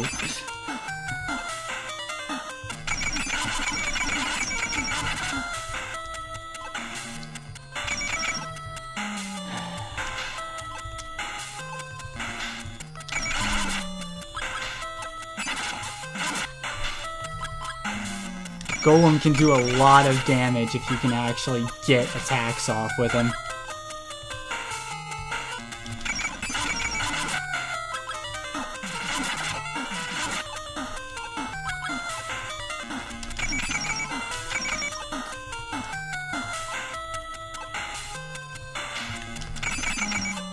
The mouse and the golem could theoretically attack the boss if he flies up too high for Samson to hit, but it's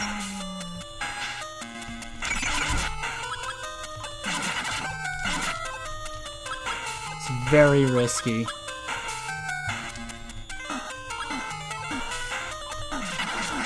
Okay. That boss is really tough, and it's really easy to fall down those pits and end up on a route detour. But thankfully it's a password after that boss, so we get our characters back that we lost.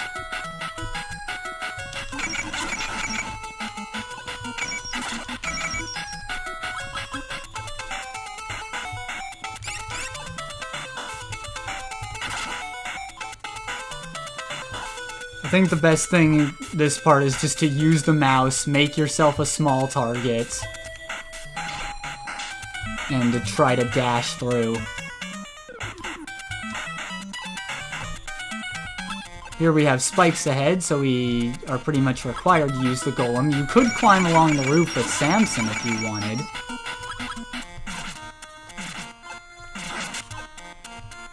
Samson or the mouse can easily handle this bit of a game.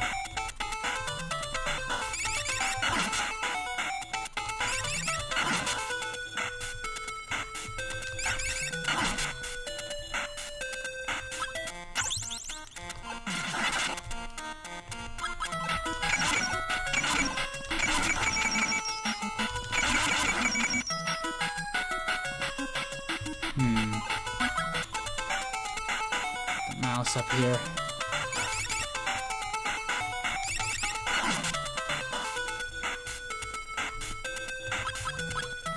Samson needs that health the most.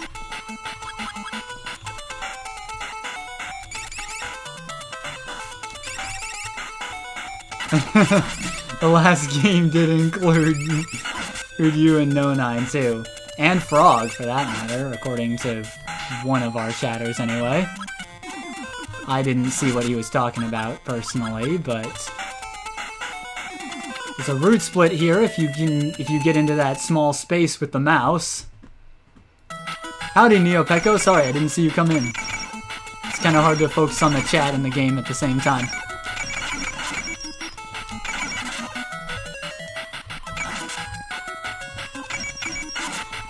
For these enemies, I really prefer using the mouse above anything.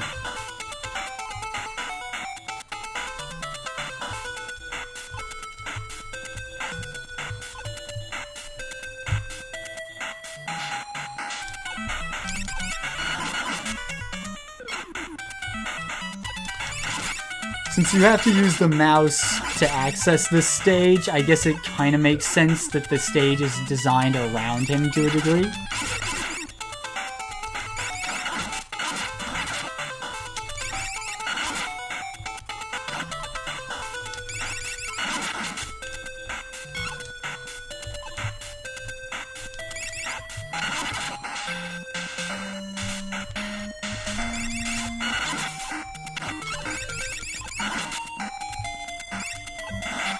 He's definitely the best hero against these particular class of enemies, because his bombs can really cleave through their health if well placed.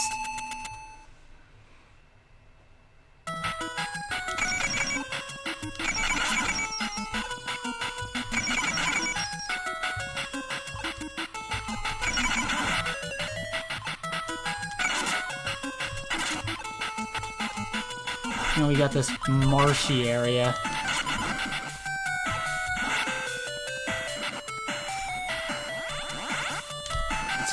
full of these things.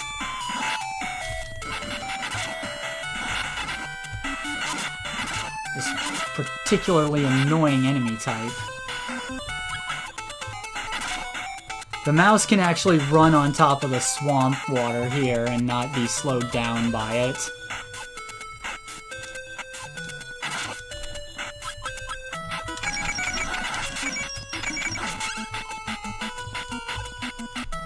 This game's a lot stingier with health pickups than Cocoron, too.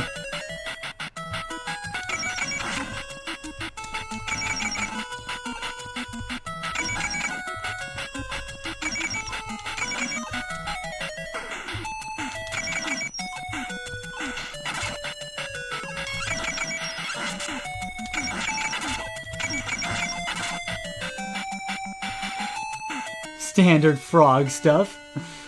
Local frog just turned up and claimed he wasn't a frog.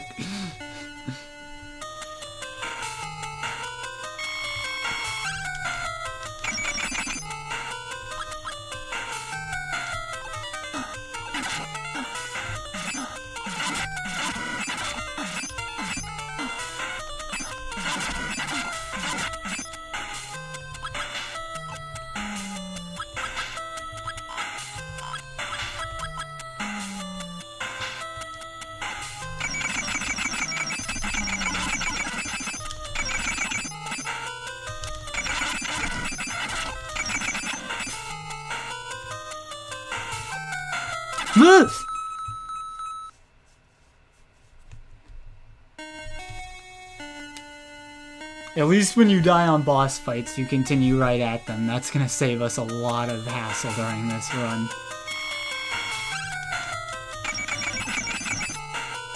Of course, the fact that this game is fairly tough is part of the reason I'm not sure if we'll actually complete it today. But if people would like to, I can definitely complete it at a later date if we do not.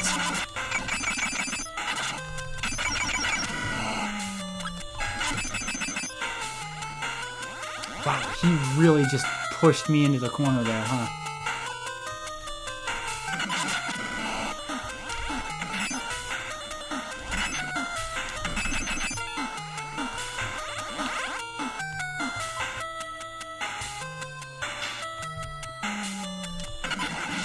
The boss detail in this is mind-blowing. Oh yeah.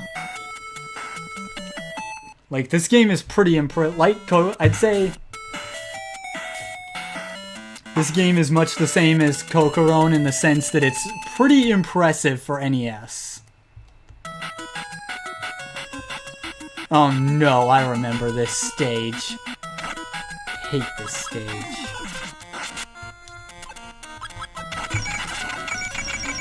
When I first played this game, this was probably the stage that caused me the most trouble.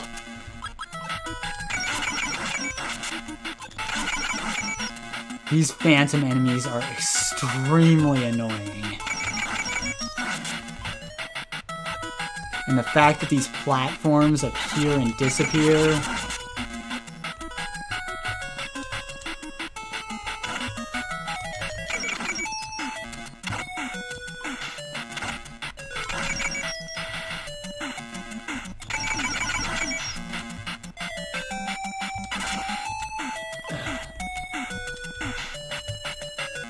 The platforms are still existent while they're invisible, at least.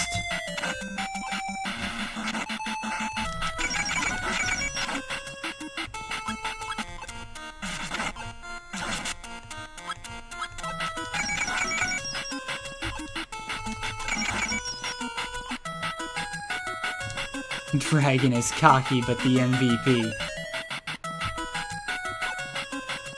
Also, those little sparkles that are appearing and disappearing too, those are spikes. Don't touch them when they're... Yeah. Oh no, they're not. I thought they were. I remember some hazard on this stage worked like that, though. At least I was pretty sure there was one.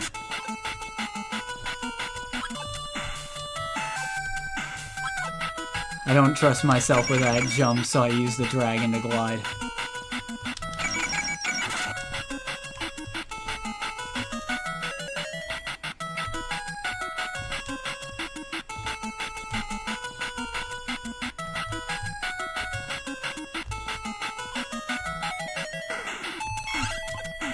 Okay. The golem's immunity to spikes can definitely come in handy in this stage, too.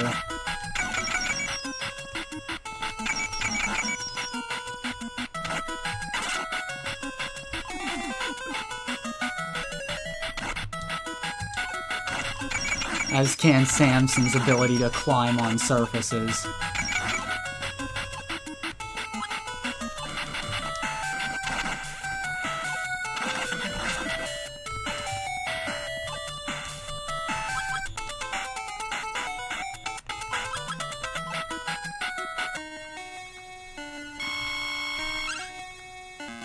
This boss is annoying.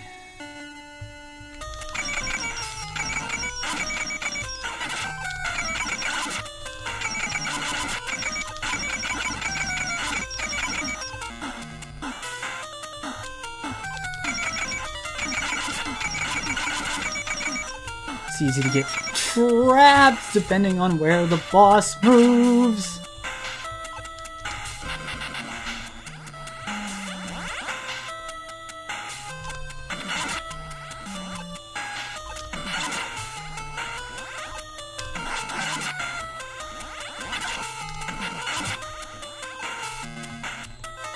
The dragon and Samson are both pretty viable for this fight.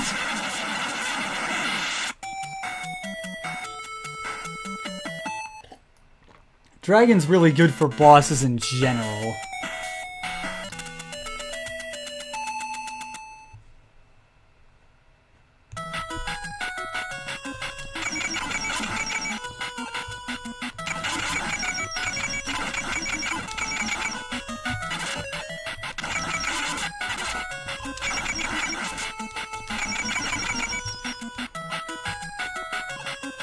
I also believe the dragon is female, according to the manual.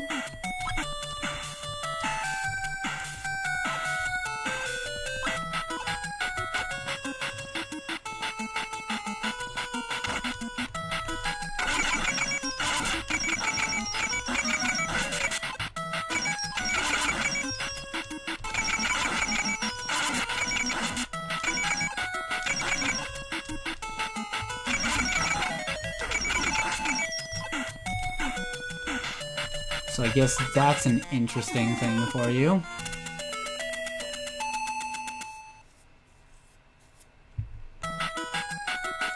You know, I don't think I've ever been to this stage before, actually, when I've played this game in the past. Yeah, I've definitely never been to this stage.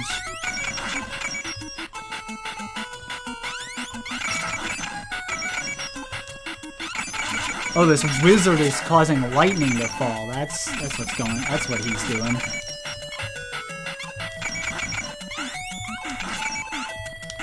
That previous stage was new to me too, even though I've been through the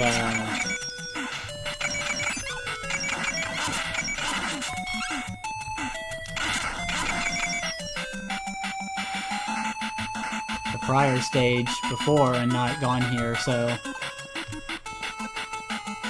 we're seeing new territory here, at least for me. I have never been to this stage before now.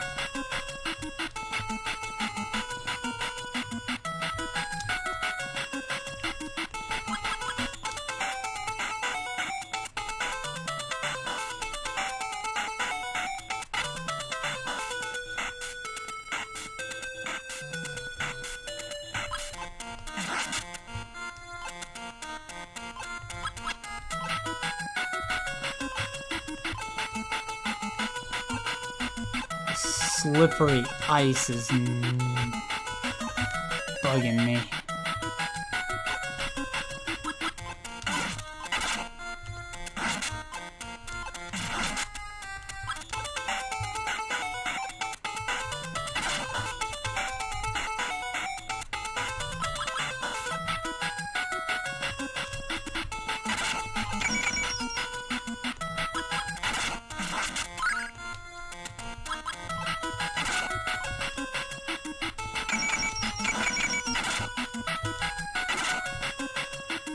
Okay, that path isn't gonna work.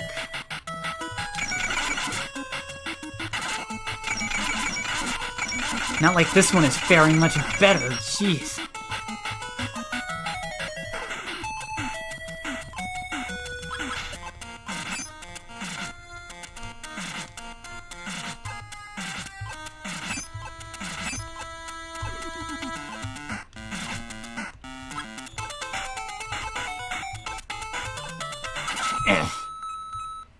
Dang it.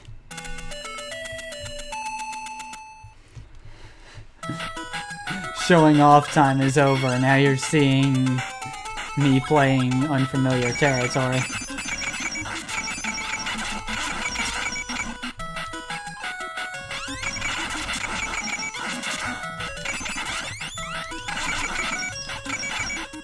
Where's that potion doing down there? Oh my god.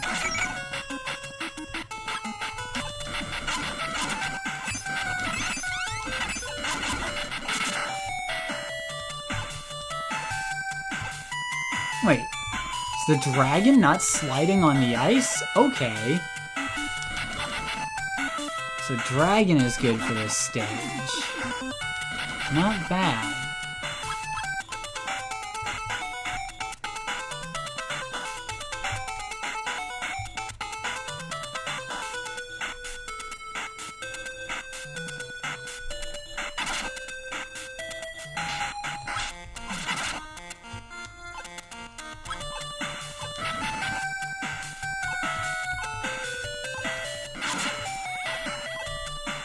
I guess with the dragon, I guess that kind of makes sense because she could use her claws to dig into the ice and not slide around.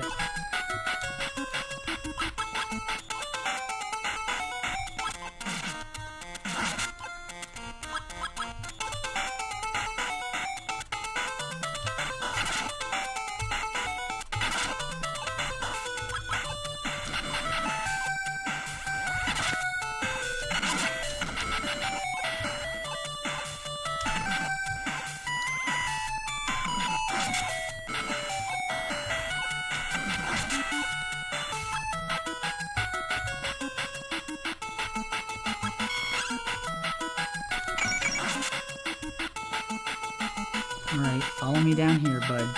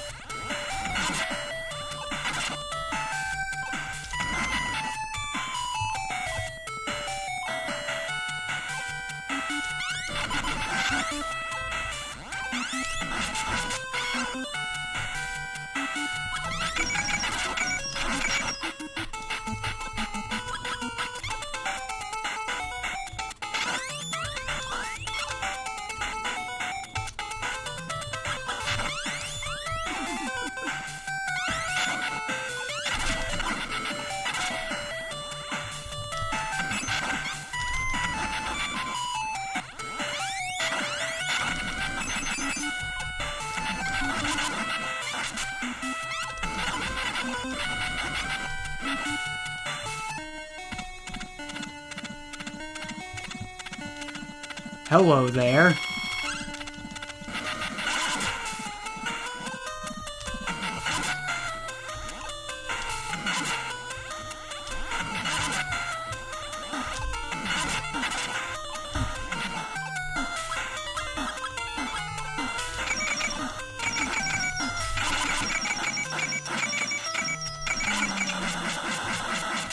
Got him. Oh, he's not done. Hello, Asuzu. Thank you for coming.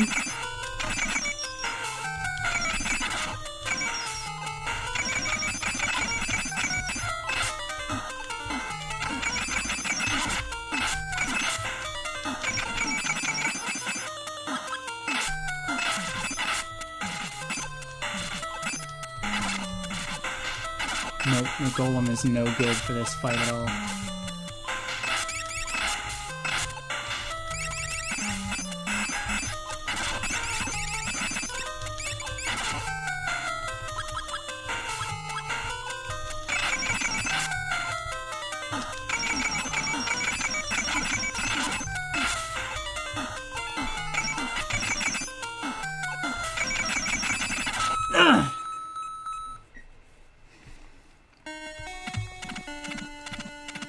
It's okay.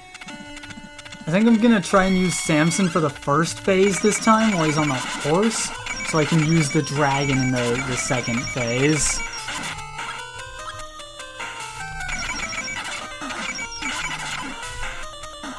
Okay, that's not working at all.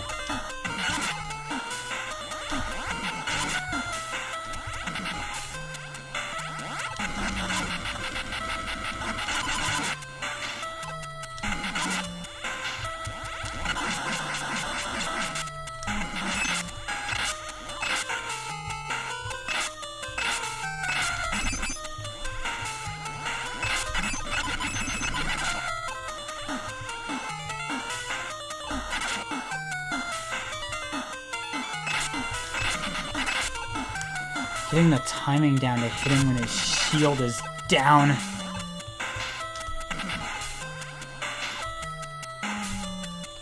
It's gonna be tough.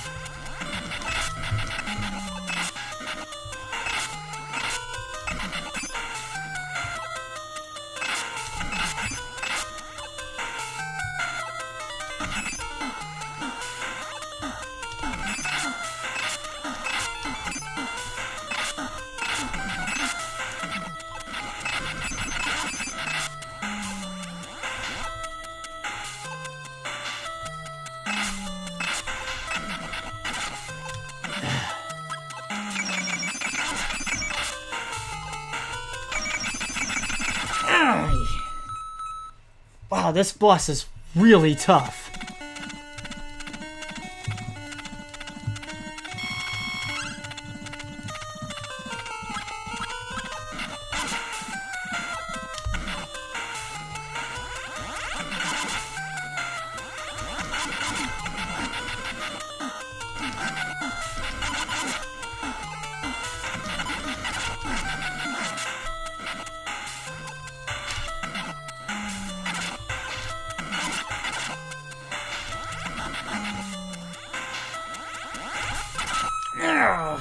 Damn it, now I'm without the dragon. This is really bad.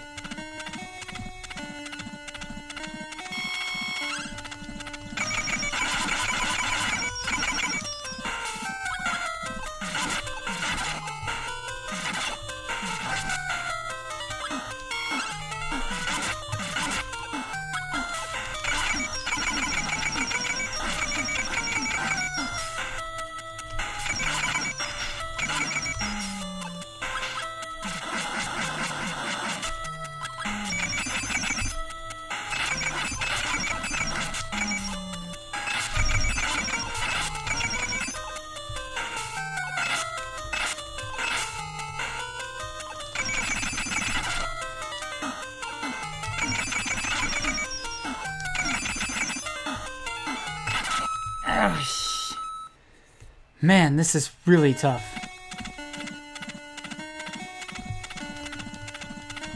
I've never seen this boss before, so he's really tough. I'm kind of at a loss.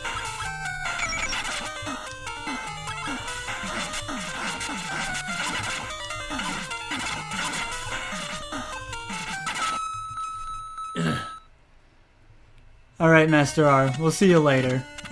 Honestly, this might be the stopping point for us. I can always continue this game on a later stream if people want to see it. My main goal is just to show it off.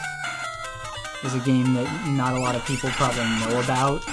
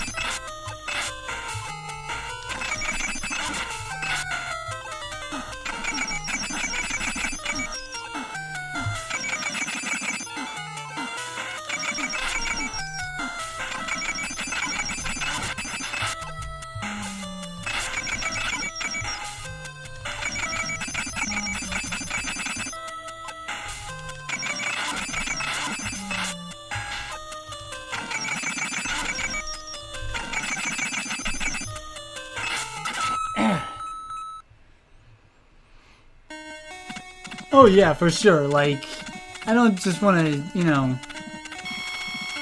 Especially since, you know, people were pretty impressed with my playing of Mega Man 4 and Super Mario Brothers and seemed to really enjoy that. I feel like I want to use the opportunity to show more platformers like those off that are lesser known.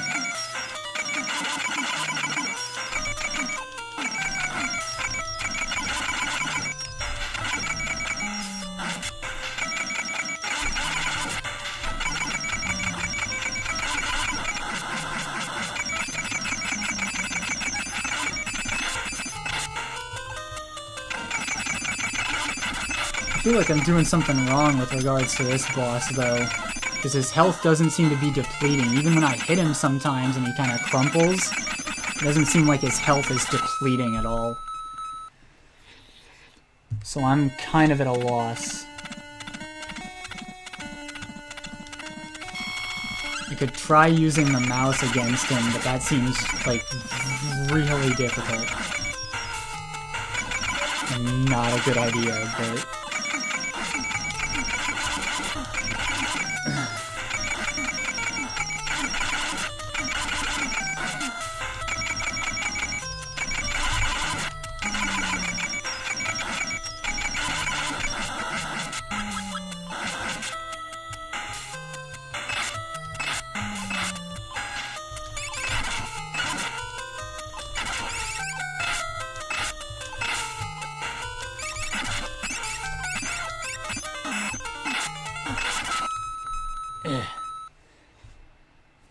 I would...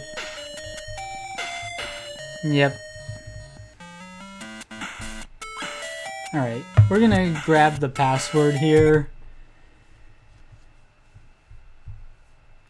And we've been streaming for quite a while, I think. So...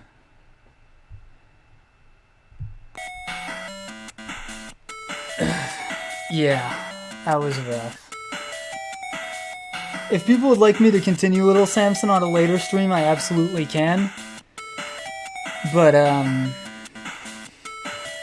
well, look, Axis, I can't help that. I've been going for well over 2 hours at this point.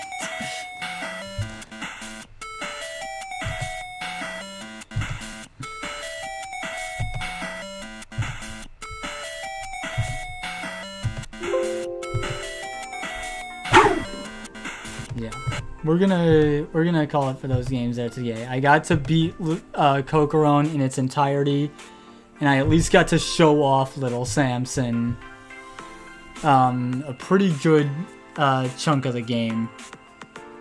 And I even ended up in a level that I've never seen before.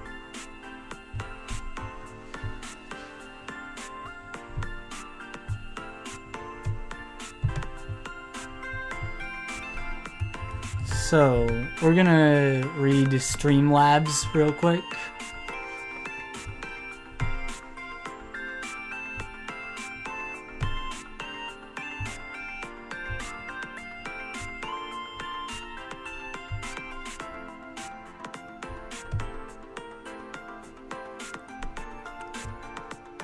Just give me a second to get Streamlabs up.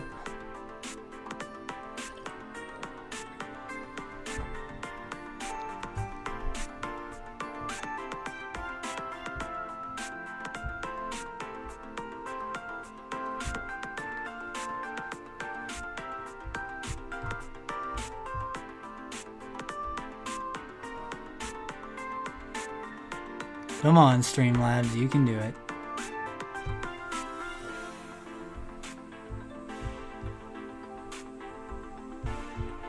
Okay, it looks like we don't have any for Streamlabs today. So that's all we're gonna that's gonna be all for today. If you enjoyed the games here, remember they're Cocoron and Little Samson. They're pretty good games, so if you liked what you saw and you thought either of them looked fun, I'd definitely give them a play if you can.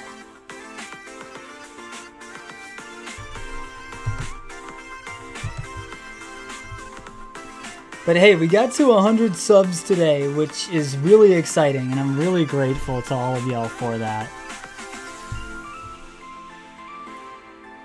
Get to donate, we'll simp on you next time. Whatever you can do, Alfie. Just within your means, man. But yeah, thank you all for the support. Thanks for coming by to watch, even if you can't stay the whole time. I really do appreciate everyone's support. And remember, tomorrow morning,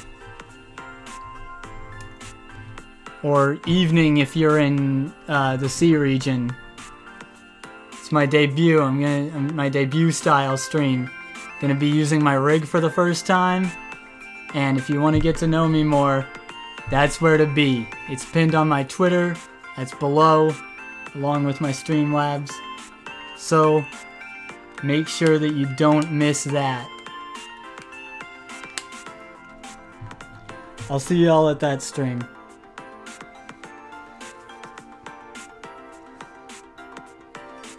Peace out, yo. Oats sunrise. Take it easy, you hear me?